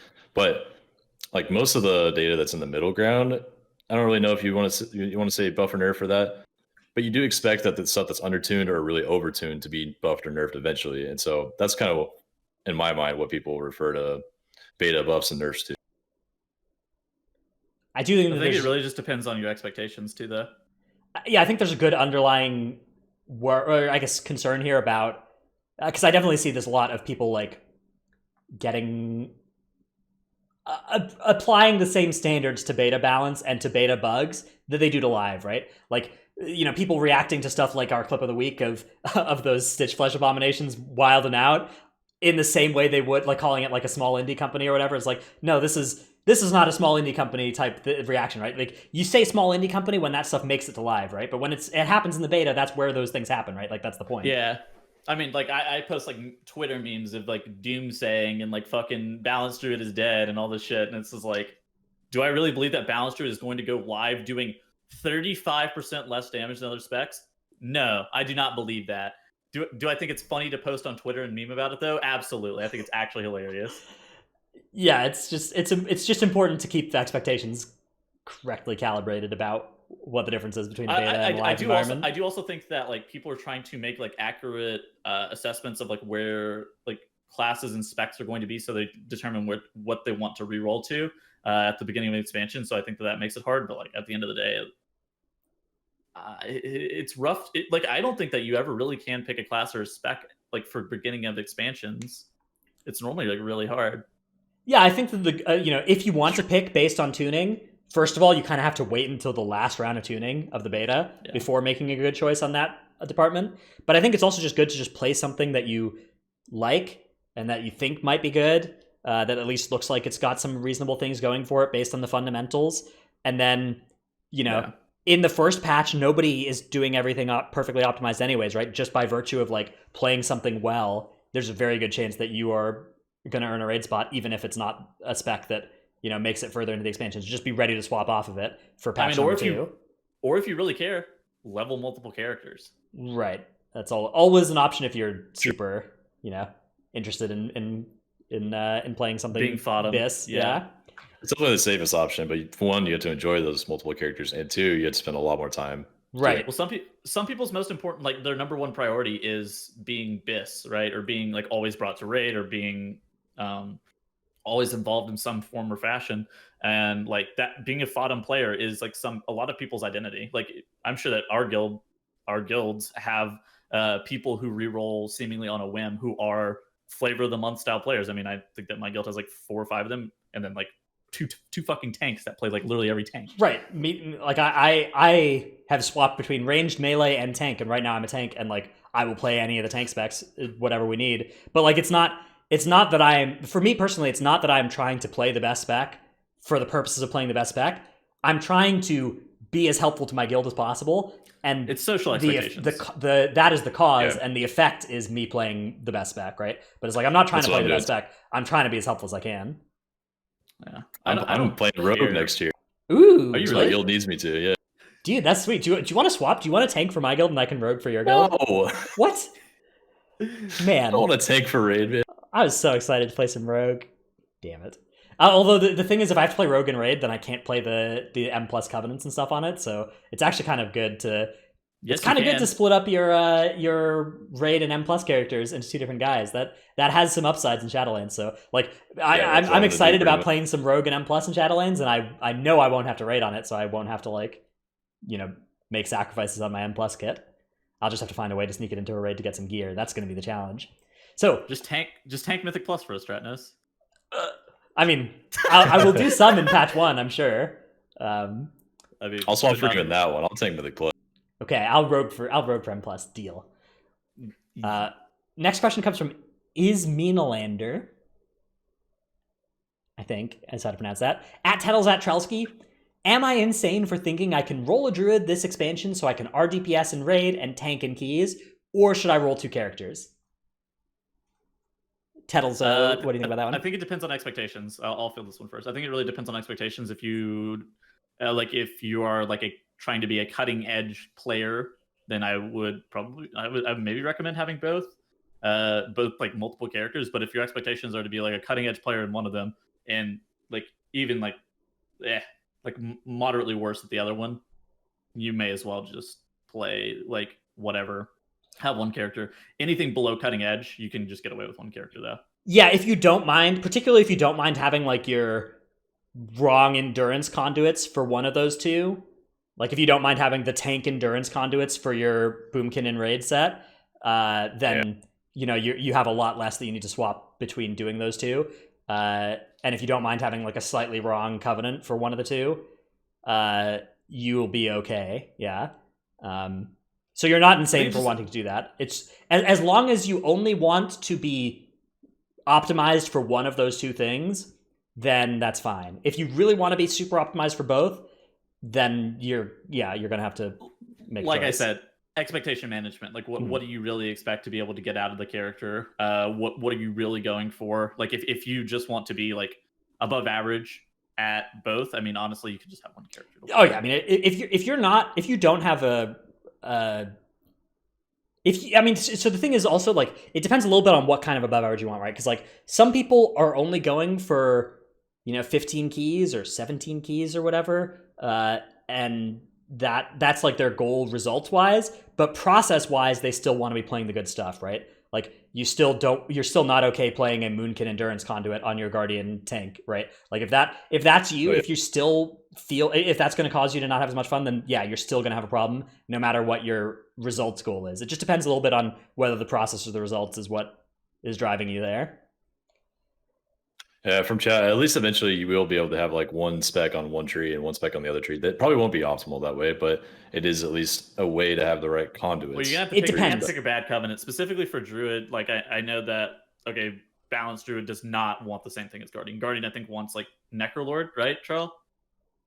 I actually don't know. It changes so often. I think sure Guardian wants Necrolord, and I know that balance wants like Kyrian or Venthyr, which like Kyrian or Venthyr is not great for Guardian, but at the same time, like, is Guardian at its base playable without Necrolord? Yes. Is balance at its base playable with Necrolord?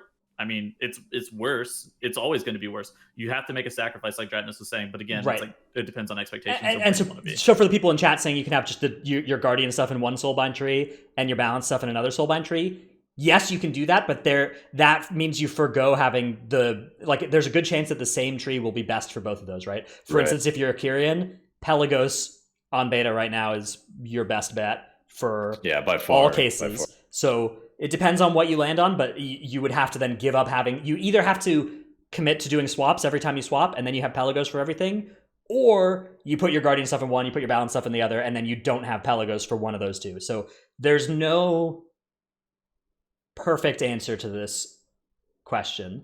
The question of whether or not you can live with the imperfections depends on what kind of... Like, it depends a little bit on what your goals are result-wise, and a lot on what your goals are in terms of, like, are you going to have fun playing a suboptimal character? And how suboptimal can your character be before you stop having fun? Those are... And to be optimistic, based on their recent tuning, at least it won't be, like, that much lower optimally, hopefully, once they finish tuning all the covenants and legendaries and all. That's... Yeah, as they keep nerfing covenant abilities, it becomes less of a sacrifice to be the wrong one. Which is, on the one hand, it's good. On the other hand, your covenant ability stops being cool, right? We talked about that earlier, though, at the start of the show. All right, next question comes from Fresh Monk. In which season did you enjoy Told to Gore the most? Season 4. I was thinking about this. I actually think Season 2 was pretty good. Yeah, for Season 2. Season 2 was like... That was the infinite cannon season. So people just started like theory crafting how to pull every single possible mob in the officer quarter into the first cannon of Toldegor and group them up nice and tight without taking too much damage, and then just blast them until they die. And that was pretty cool, and that led to the same strats in Season 4 with only 5 cannon shots. But I thought that Season 4 personally was more fun for me because I actually liked the beach pull more than skipping the beach. But beach pull is pretty fun. I like that. Yeah, beach pull is cool. I feel like Season 2 Told to Gore was the most skill testing World of Warcraft has ever been. Yes, two chesting a fucking world first 26. Yes, we didn't two chest, dude. We missed two chests by like 30 seconds or something. No. I was referring to you. I was referring to the Chinese team that got world first. Oh yeah. But they don't show up on Radar. Right. They didn't show up on Radar back then, so that looks fine for me. All right, last question comes from Squishy. Wait. What about Season 3 Toldegor? Can we talk about that one? That one's cooked. That is the most cursed thing I've ever seen in my life. My god. Season 3 Toldegor. That's when I made the delete Toldegor sign because it was so bad. And like everywhere you went in that dungeon, there's a chance that just the entire floor above and below you pulled because all the essence effects they added in Season 3 just pulled through walls. All of the emissaries that were throughout Toldegor just got knocked through ceilings constantly. Like there's a certain enchanted emissary that gets knocked constantly when you hit it. It just went through like every corner in the dungeon. My favorite was you just would try and kick something, but there was a tides on the floor below it that was just perfectly positioned so you couldn't kick the thing. And you just like you just couldn't interrupt it, and you're just like, oh. All right, well, then they fixed that. They made tides have Z-axis things. Then you would like tank tides on stairs and shit. Yes, yeah. I remember Z-axing the tides on stairs, but like one pebble could make a tides turn off. That was sweet too.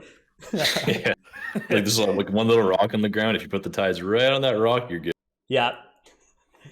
All right, final question from Squishy, who asks, for those that criticize using the words buff and nerf on tested content, do you still feel that way about PTR hotfixes less than a week out from launch?